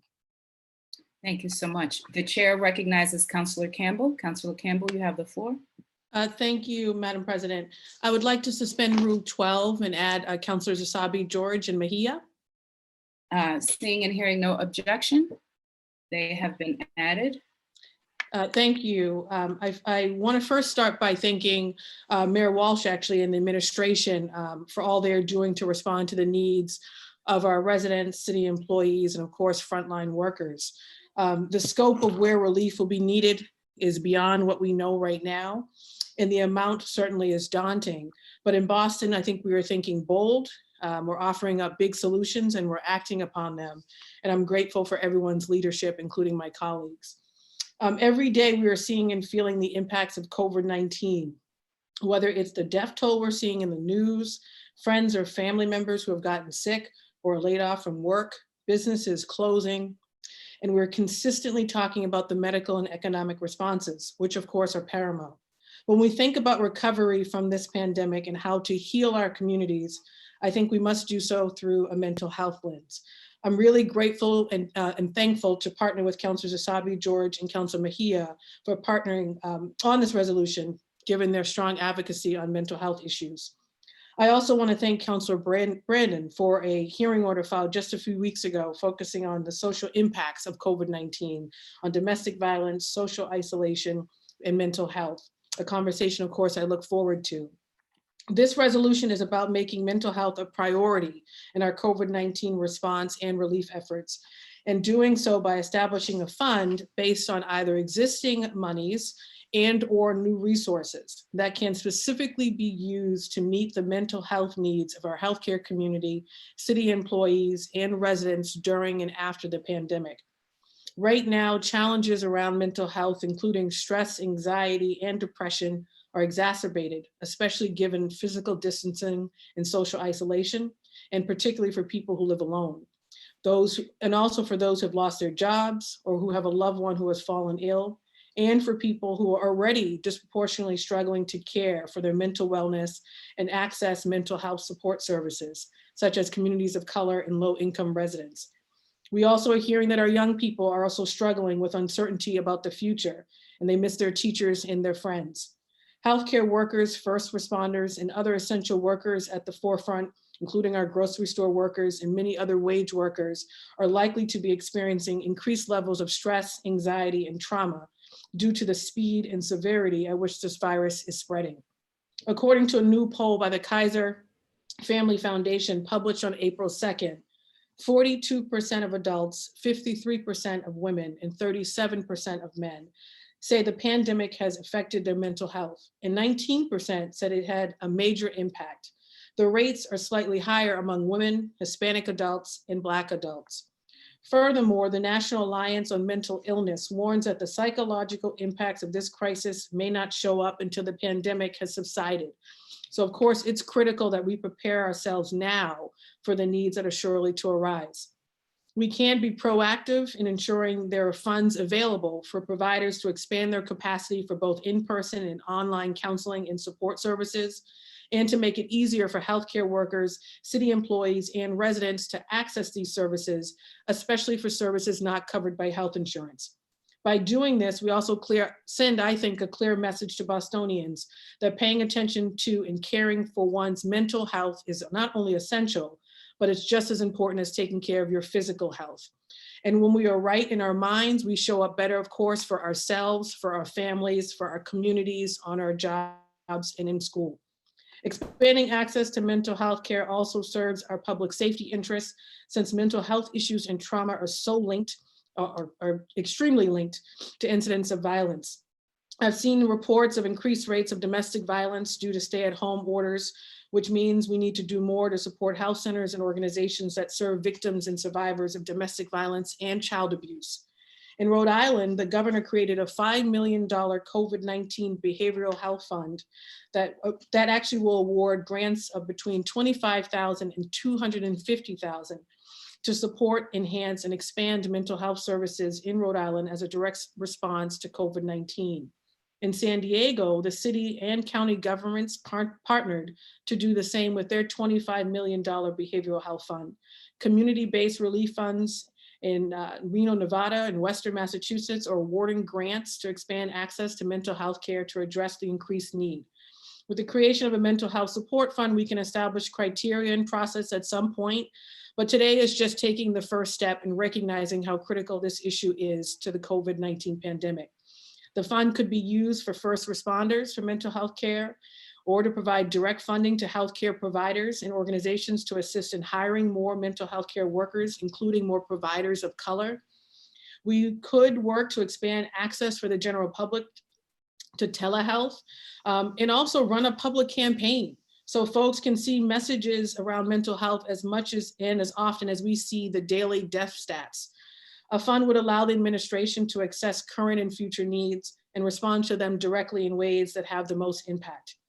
Using a mental health lens is critical for us to properly respond to the needs of our employees and residents, and in everything we do, we should ask what component or components are meeting the mental health needs. This resolution is one step forward, formalizing the use of this mental health lens. And I look forward to your support and your partnership. And I seek suspension of the rules and passage. And of course, turn the floor over to my co-sponsors. Thank you, Madam President. Thank you so much. The chair recognizes Councilor Asabi George. Thank you, Madam President. Thank you, Councilor Campbell, for including me on this this call today. I think that we've spoken a lot, especially in the last few years, about the importance of improved access to mental health, just in regular everyday sort of life's experiences. And we know during this time of crisis that the pressure of this pandemic, both the illness and the economic pressures and the housing pressures and the emotional pressures and the family pressures, really have created a different experience for too many of our residents here in the city of Boston. And then we add to that the experience of our first responders, which through a hearing order I filed last week around improving the services that we're able to provide and access that we're able to provide for those first responders. Add to it the layer of our healthcare workers in our hospital and healthcare system and the impact that this pandemic has had on them in all of those many ways. So I look forward to this, this effort. I look forward to this conversation and hope that we can include a conversation around the role that a potential mental health commission that I've called for could play in this effort. So thank you again, Madam President. Thank you to Councilor Campbell for including me, and look forward to the tremendous amount of work that lies ahead in this space. Thank you. Thank you. The chair recognizes Councilor Mejia. Councilor Mejia, you have the floor.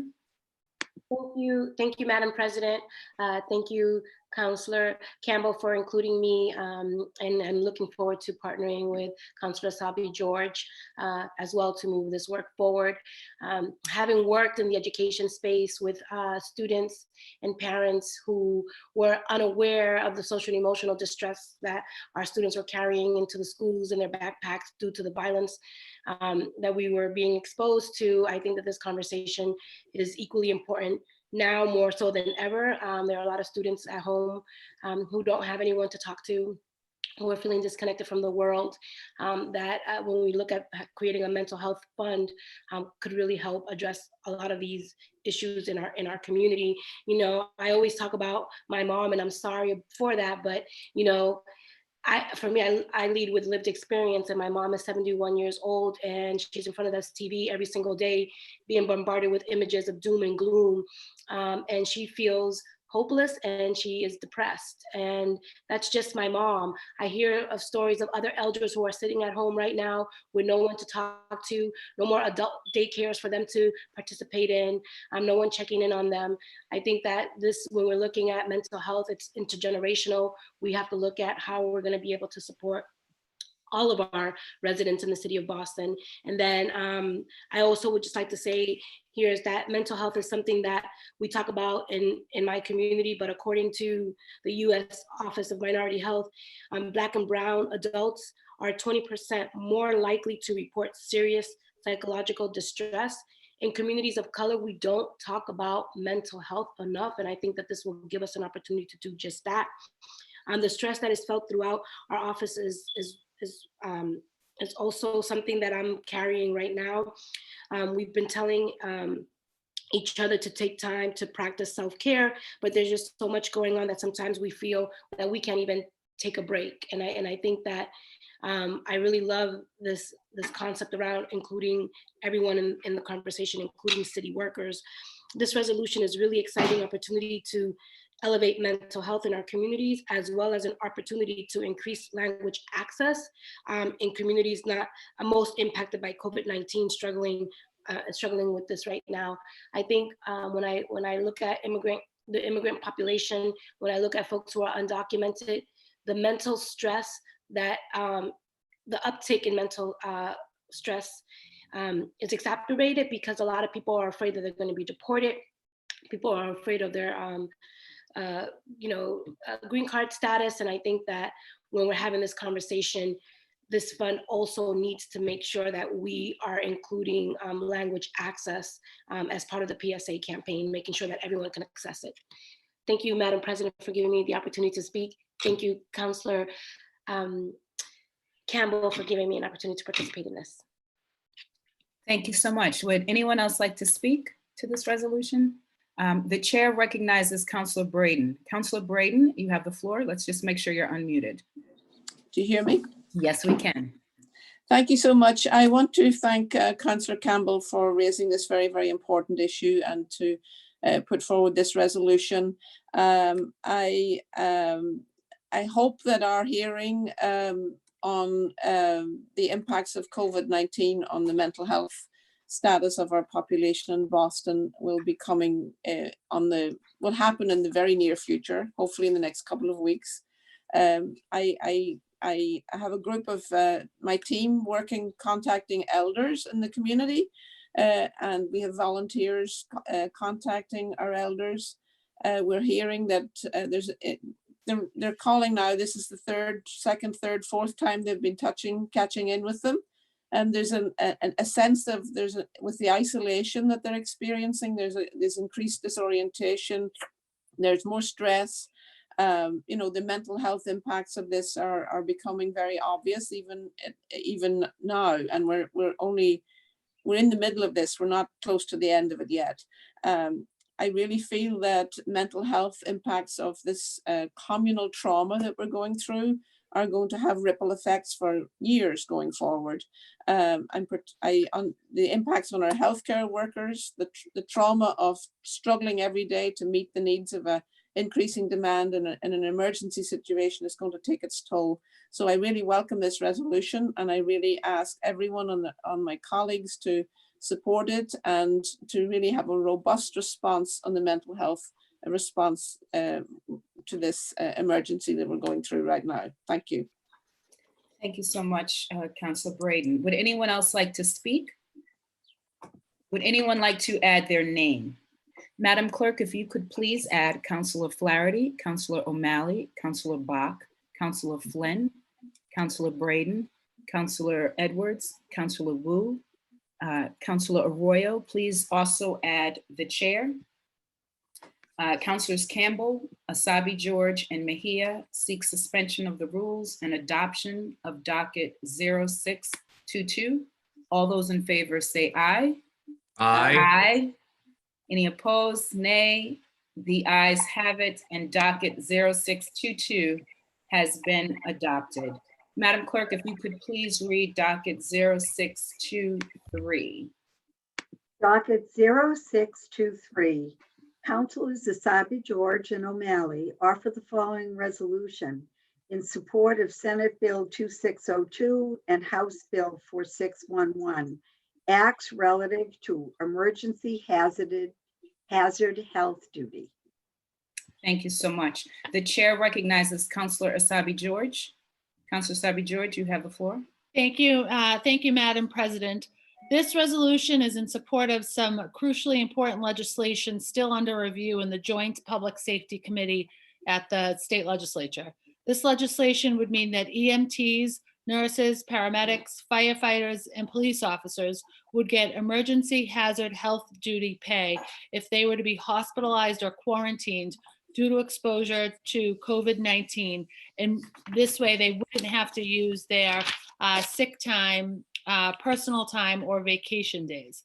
This legislation is under serious consideration at the State House.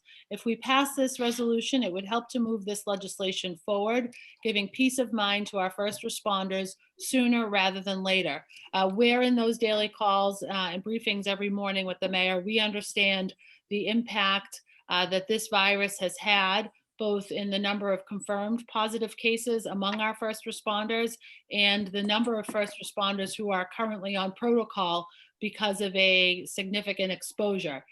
That we need to make sure that our first responders are protected and not forced to use, whether it be accrued sick time or personal time or vacation time, should they need healthcare, should they need some time off to be isolated and awaiting test results.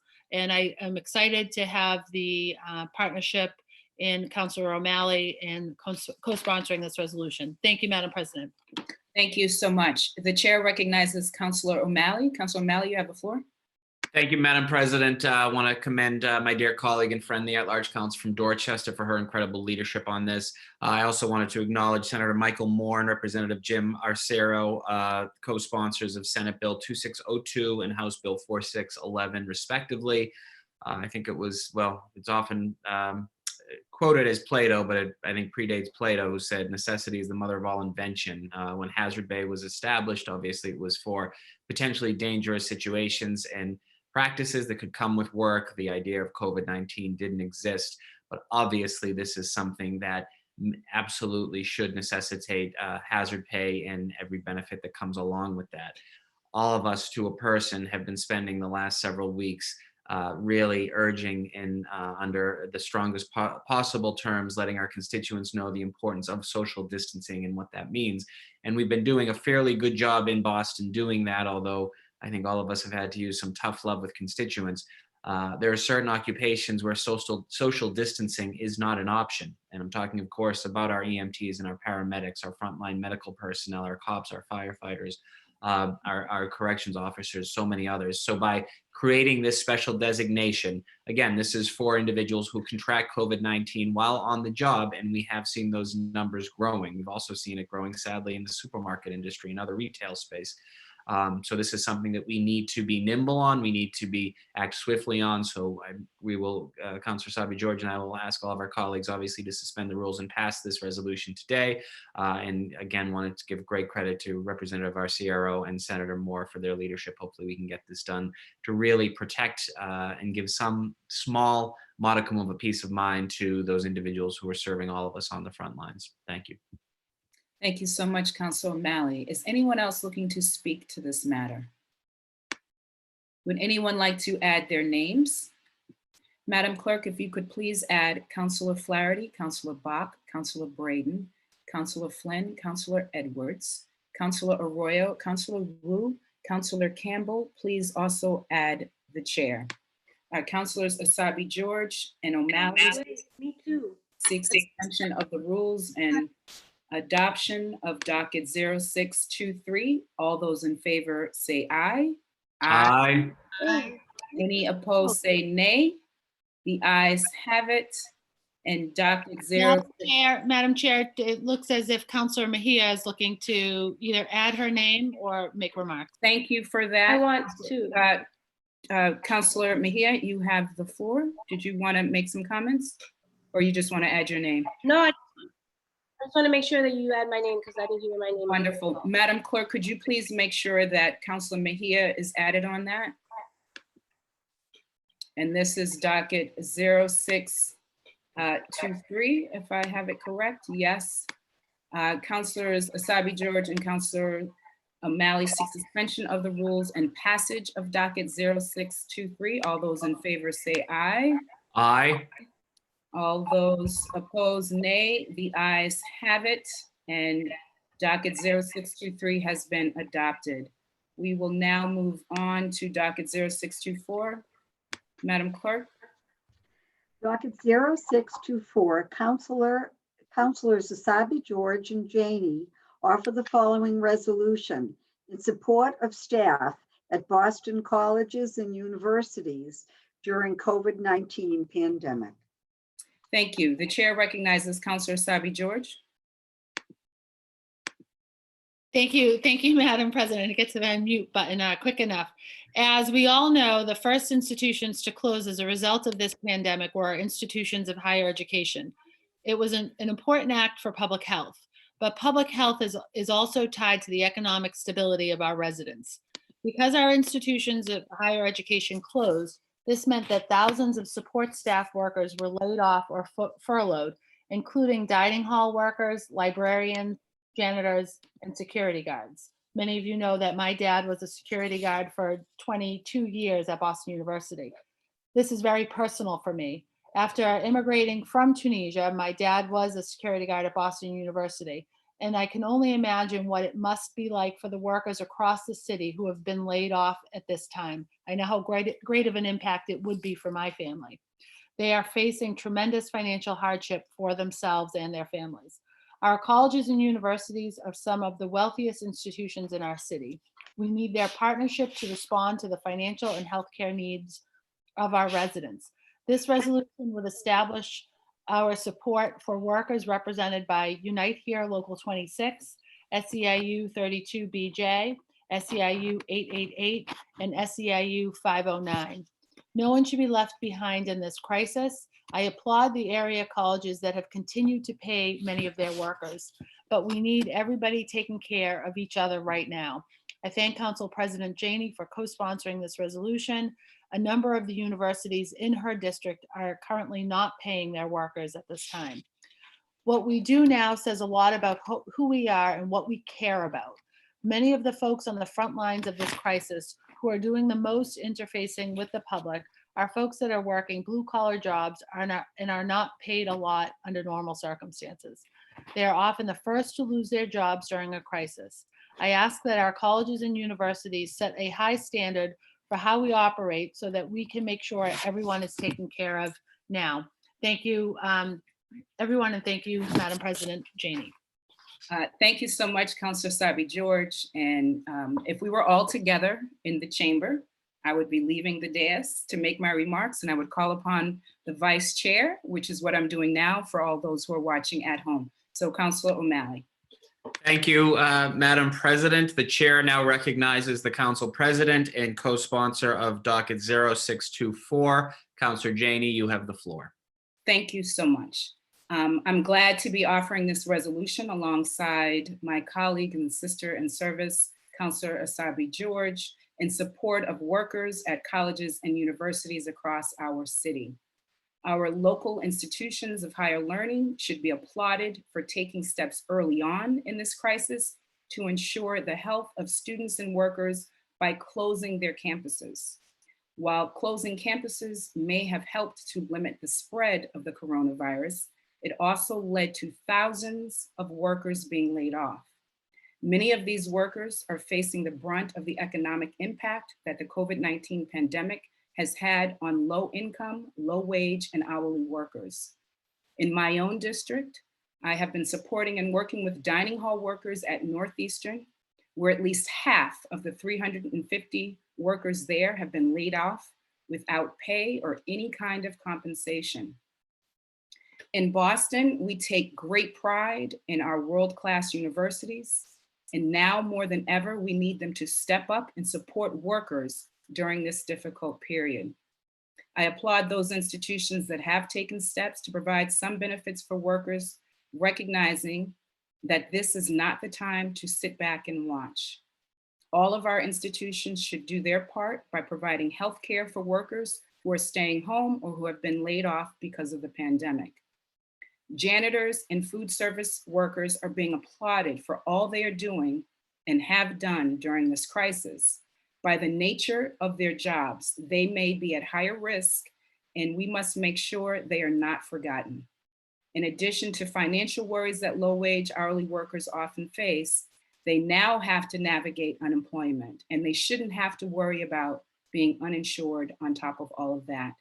I stand in solidarity with workers and members of Unite Here Local 26, SEIU 32BJ, SEIU 509, and many others to call upon colleges and universities to pay benefits such as healthcare for workers impacted by COVID-19.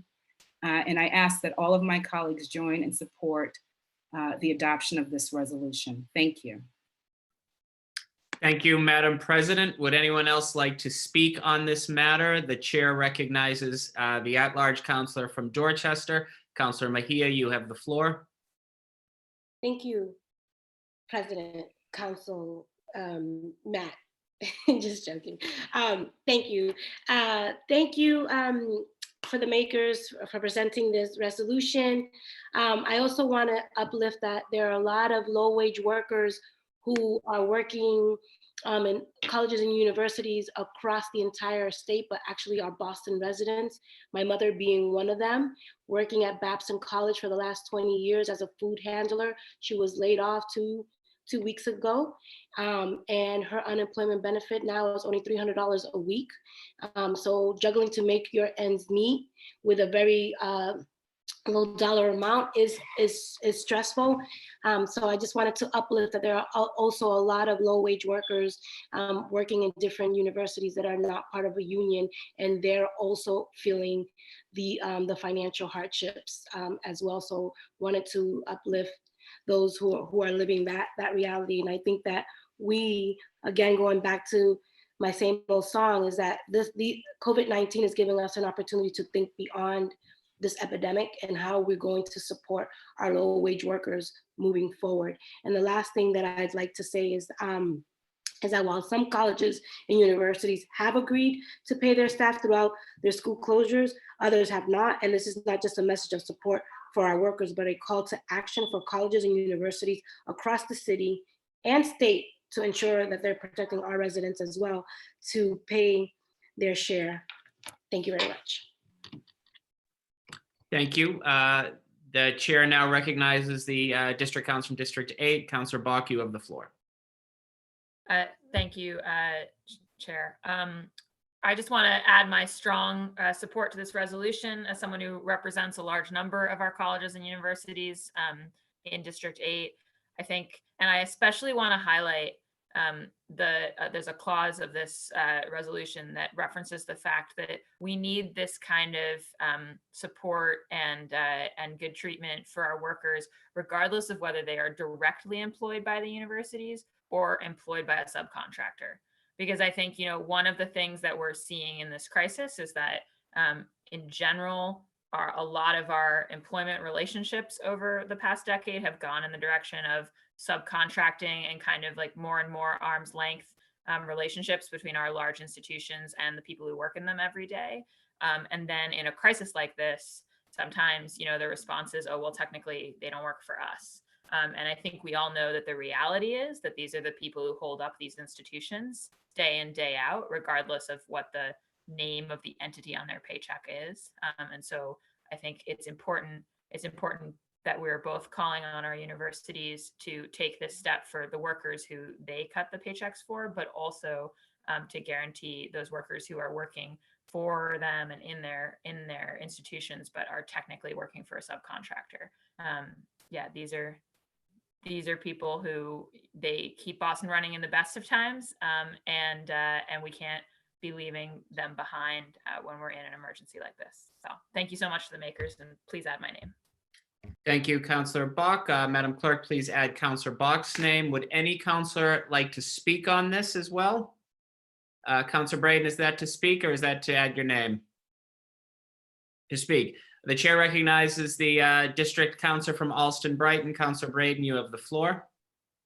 Thank you. I'd also like to echo Councillor Bach's comments. I too represent the district with a high number of universities. We have BU, BC and Harvard in our neighbourhood. I commend those institutions who have gone kept their workers on payroll until through May, but I also know that a lot of folks who are working for subcontractors are not so fortunate. So please add my name to this resolution. It's a very important issue to raise up at this point in time. Thank you. Thank you, Councillor Braden. Madam Clerk, please add Councillor Braden's name. Would any councillor wish to speak on this matter? Seeing and hearing none, no further discussion. Would any councillor like to add his or her name? Madam Clerk, please add the district councillor from District 2, Councillor Flynn, district councillor from District 1, Councillor Edwards, district councillor from District 4, Councillor Campbell, the at-large councillor from Roslindale, Councillor Wu, District 5 Councillor Arroyo.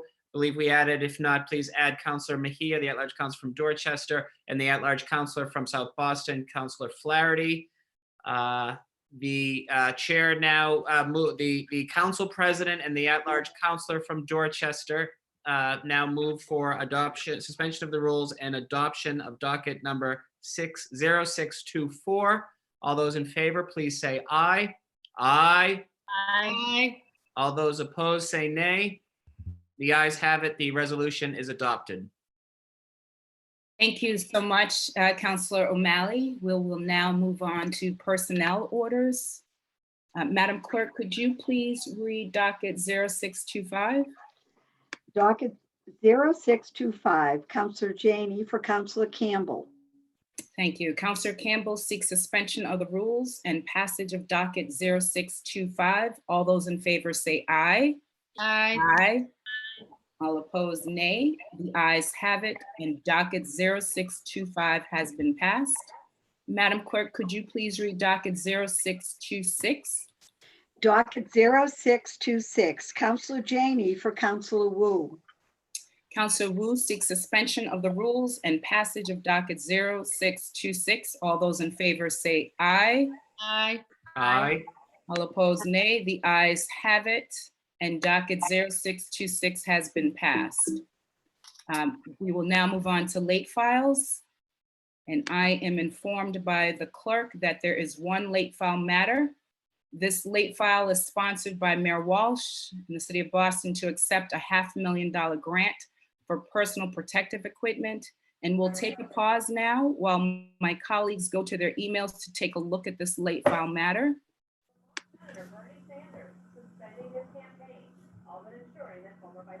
And Madam President, while we are taking a pause, could I just make a note that I'd like to return to a previous docket once you're done with this one?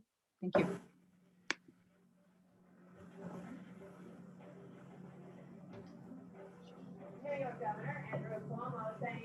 Okay, everyone have their emails up. In the absence of objection, this matter will be added to the agenda. Do you want to read this matter into the record? Thank you, Madam President. The City of Boston, Office of Mayor Martin J. Walsh, April 7th, 2020. To the City Council, dear councilors, I hereby transmit for your approval an order authorizing the City of Boston to accept and expend the amount of $500,000 in the form of a grant from Mashpee Foundation, awarded by Mashpee Foundation to be administered by the Auditing Department. The grant would fund personal protective gear for use by nursing homes, home health agencies, and other community partners during the COVID-19 crisis. I urge your honorable body to adopt this order so that the City of Boston may accept the funds expeditiously and expend them upon award for the purposes for which they are granted. Sincerely, Martin J. Walsh, Mayor of Boston. Okay, I want to make sure that we officially add this to the agenda. So seeing and hearing no objections, this late file matter has been added to our agenda. Okay, wonderful. The chair recognizes Councilor Arroyo. Councilor Arroyo, you have the floor. Thank you, Madam President. This grant is a $500,000 grant from the MAP FRE Foundation. It'll be administered by the Auditing Department. It'll go to funding personal protective gear for use by nursing homes, home health agencies, and other community partners during the COVID-19 crisis. that serve some of our most vulnerable populations. I'm seeking suspension and passage so that we can get these necessary funds released to help folks now in the midst of what is considered the surge time for Massachusetts with COVID-19. Wonderful. Thank you, Councilor Arroyo. Councilor Arroyo seeks suspension of the rules and passage of the late file matter. All those in favor say aye. Aye. Aye. Any opposed, nay? The ayes have it, and the late file matter has been passed. Thank you very much. The chair recognizes Councilor Wu. Thank you, Madam President. I apologize for the oversight, but wanted to return to docket 0621 filed by Councilor Flaherty and make a motion for reconsideration that this might go to the Committee on Post Audit and Oversight. Now that we have reestablished this committee and in some quick consultations with the sponsor here, this would be the ideal, or basically the exact sweet spot for this committee to take up, looking at the difference between expenditures and budgeted items for a budget that had already been approved in the past. Thank you. Second. Wonderful. So Councilor Wu is seeking a reconsideration for, this is docket, which docket was that again, Councilor Wu? This is docket 0621. Madam Clerk, do you have that? I do. Would you like me to read it one more time? Yes, please. This is the budget surplus, right? Yes. Docket 0621, Councilor Flaherty offered the following order for hearing regarding all city departments FY20 budget surpluses. For fiscal year 20, yes. Docket 0621 is being re-referred now to the Committee on Post Audit. Thank you for that, Councilor Wu. Thank you, Madam President. Are you all set, Madam Clerk? We're going to put that in the Post Audit Committee, docket 0621. Thank you very much. We will now move on to green sheets. Does anyone want to remove an item from the green sheets? Wonderful. Then we will move on to announcements. Any of my colleagues wishing to make an announcement? The chair recognizes Councilor Flaherty. Councilor Flaherty, you have the floor. Thank you, Madam President. Just a shout out, I know they were mentioned here today, but our grocery workers have just been doing a phenomenal job throughout all of our neighborhoods, as well as those that are in the drive-throughs at some of the coffee shops. So we obviously need to stand with them. I know that they're also asking for PPE equipment, and our colleagues have cited them a couple of times throughout the various orders, but would be remiss on behalf of this council if we didn't give a big shout out and lots of love and concern for our corner stores, our groceries, our coffee shops that are showing up every day, serving our residents and our neighbors. And quite frankly, I don't know where we would be without them if we didn't have that food chain continuing to move through. I think, all of our residents, all of our neighbors would be in a full-scale panic. So when we adjourn today, just want to give a big shout out. I know we gave a shout out to EMS and some of our frontline personnel last week. And in that sort of in that line, we want to make sure that our grocery workers and our food service folks are know that we care deeply about them, and we appreciate the work that they're doing, and we appreciate that they're on the front lines too, potentially exposing themselves to COVID-19 while they're feeding all of us.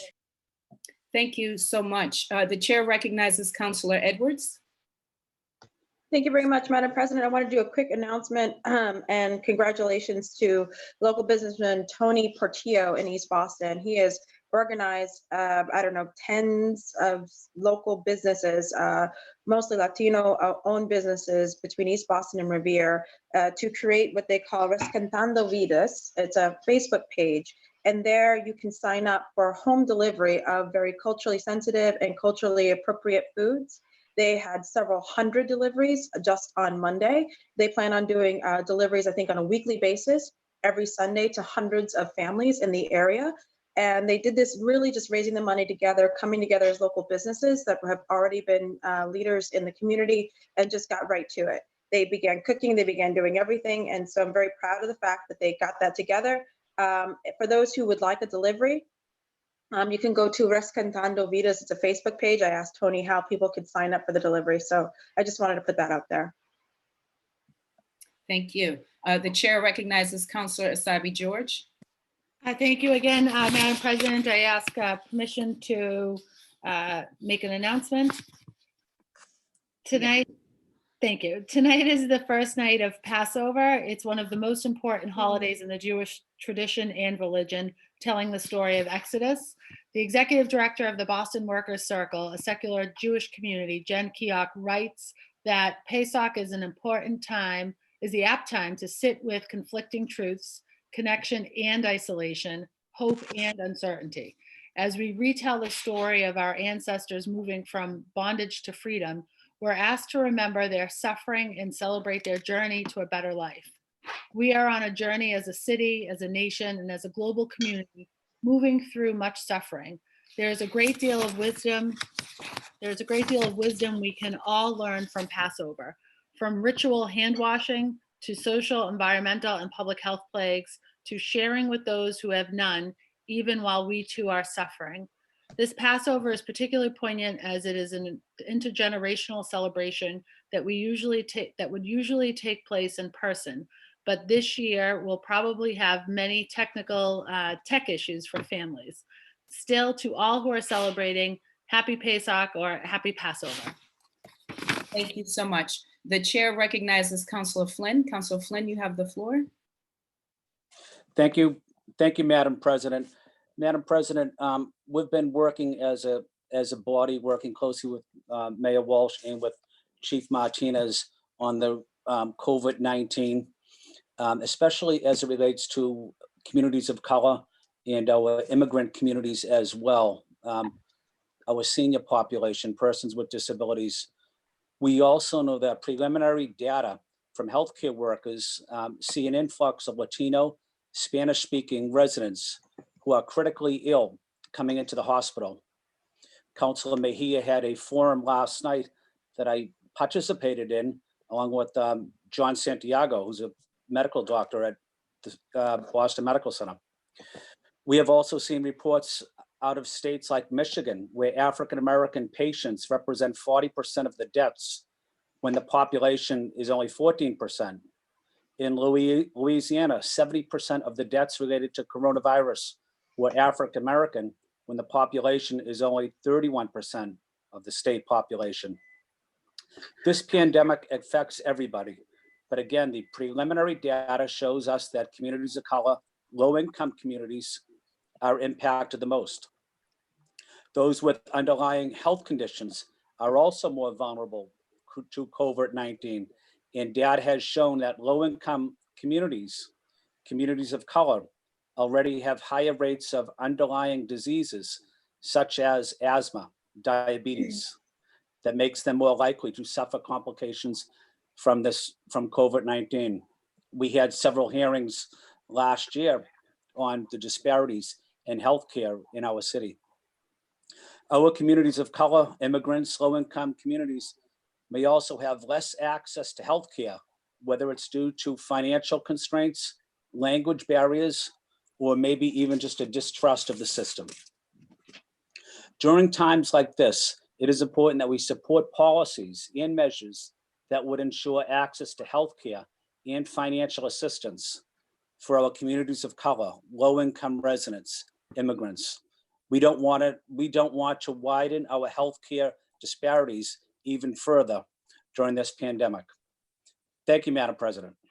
Thank you so much, Councilor Flynn. The chair recognizes Councilor O'Malley. Councilor O'Malley, you have the floor.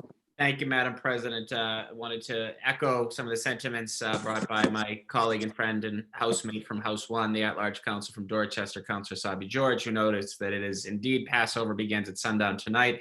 It is also Holy Week. And I just wanted to say to the people of faith and the people of no faith in this city, it's going to be an incredibly challenging time. Easter, Passover, so many of these celebrations involve families coming together, neighbors, friends coming together, and that just will not happen. It's not safe to happen this time. So again, whether you're a person of faith or a person of no faith, we will get through this. And just I'd urge all of our neighbors to check up on one another from a social distance, over the fence in the backyard, on the sidewalk. But obviously, this is just another wrinkle to underscore the challenging time that we all find ourselves in. Thank you. Thank you so much. The chair recognizes Councilor Mejia. Councilor Mejia, you have the floor. Yes, thank you, Madam President. I'd like to just uplift the realities that a lot of the single moms that are facing, many of which who have multiple children, who are afraid to go and search for food because they don't want to bring their entire family out, but every day are making a sacrifice to ensure that their children are fed. I know it is not easy, but I want to uplift those single moms out there who don't have anyone at home. I received a call today from a mom in that very particular scenario asking for help. I'm really looking forward to working with the mayor's team on this food accessibility crisis. And I'm really happy to see and hear from Councilor Edwards of the efforts that are being made in East Boston to help deliver foods to families. So all of that gives me great hope. And one thing, and I always talk about how important it is for all of us to continue working as a team and recognizing that there's 13 counselors, we serve 700 residents, and that at the end of the day, the way that we're gonna get through this is by working in collaboration with each other. And that is something that I'm hoping that our neighbors begin to do as well. I'm really looking to community to help uplift each other, and going to something that Councilor Flynn had already made mention is that I'm beginning to feel the sense of urgency in addressing the issues of the health disparities that exist in low-income communities. And I'm really grateful to Councilor Arroyo, who weeks even before all of this came about, introduced an amazing hearing order to really look at race as a public health crisis. And I think that now more so than ever, we're really seeing how COVID-19 is helping us magnify that. And so wanted to thank Councilor Arroyo for bringing that conversation to the forefront even before this was a conversation. So looking forward to continuing the work and encouraging everyone to find ways to self-care, take care of themselves, their loved ones, their neighbors, because it's gonna take all of us working in different ways to move together. So thank you again, Madam President, for facilitating yet another great council meeting. Thank you so much, Councilor Mejia. The chair recognizes Councilor Bach. Councilor Bach, you have the floor. Thank you, Madam President. I'll be brief. I just want to echo, I think it's important to note that we're in this season in both the Jewish and Christian traditions of a deliverance from death. And that's really what both the Passover story and the Easter story is about. And that I think, this is a body, and there are many people in City Hall who are working every day to try to do concrete things to meet this crisis. But I just want to lift up that for many of us in the city of Boston, this is also a moment for prayer. And I think, for me, I feel that, Friday this week is a moment in the Christian tradition that I come from where we pray even as we feel abandoned and overwhelmed. And I think that the Passover tradition is also one of feeling like this, we can't possibly come through this, and then coming through it after all. And so I just want to lift up that for people all across the city, this is going to be a real moment of prayer, and that's part of what many of us will be adding in the days ahead to the circumstances we find ourselves in. So thank you. Thank you. Would anyone else like to make an announcement? The chair recognizes Councilor Braden. Councilor Braden, you have the floor. Thank you. I'd like to hold up some organizations in our neighborhood that are doing some stellar work. We have an organization called the Alson Brighton Health Coalition, and it's a group of maybe 40, 50, 60 nonprofits and different groups working in the neighborhood. And their coordinator is an amazing young woman, Anna Leslie, who facilitates a conversation 2 or 3 times a week. We have a Zoom call and we coordinate all our efforts to provide food and identify need in the neighborhood. And it's doing amazing work. I also want to commend the Common Wheels Bike Collective, who are organizing to deliver groceries from the food pantries to families in need, and to all the amazing family childcare providers who are providing emergency childcare to our emergency first responders, healthcare workers, and folks who are working in food industry and our supermarkets. So thank you to all these amazing people and all the work they do every day. And we're all in this together. Thank you. Thank you. Anyone else looking to make an announcement? Yes, the chair recognizes Councilor Arroyo. Councilor Arroyo, you have the floor. Thank you, Madam President. And thank you, Councilor Mejia, for those kind words. As we move further into, essentially secure in place and physical distancing, and more people have experienced loss in their families and in their friends, not just based on COVID-19 related death, but we've had that hit home in our staff, and I've had that hit home in different ways. And it's striking. I know Councilor Braden has spoken to it, and it's come up before. It's very difficult in these times to cope with the reality that we're not allowed to grieve with family and groups the way that we've done in the past. And as we see an upsurge in people passing away due to this virus, but also, the natural ebbs and flows of life, I would like those listening to know that we're thinking of you, that this will eventually pass, that one day you will be able to gather again with your families and with your friends, and to properly celebrate the lives of those that we are unfortunately losing. It's a very difficult time, but together we will make it through this. And our thoughts, I think collectively, I speak for myself, but I think collectively with the council, is with our residents that are really experiencing these losses and having a difficult time having to go through these emotions and these processes and this uncertainty of life at this time. And so my thoughts go out to you. I'm grateful for the courage and the strength that you all have shown, and for your bravery in continuing to secure in place and physically distance even under the most difficult conditions, which is a loss of life and having the inability to really see and be with family. So thank you for your bravery and your courage and the strength that you're showing for the city. Thank you. Thank you all for everything that you're doing. I'd just like to remind viewers who are watching that the City of Boston is taking applications for rent relief and to support small business owners. For more information, people can visit the City of Boston's website for details there. Thank you guys for everything that you were doing in this crisis. We will now close out our meeting with memorials as we do every meeting. Today, we will adjourn in memory of the following individuals: for Councilor Arroyo, Alexis Roman; for Councilor Campbell, Quinn Wynn; and for Councilor Bach, Eileen Sheehan; and for Councilor Flynn, Andrew Wong. A moment of silence.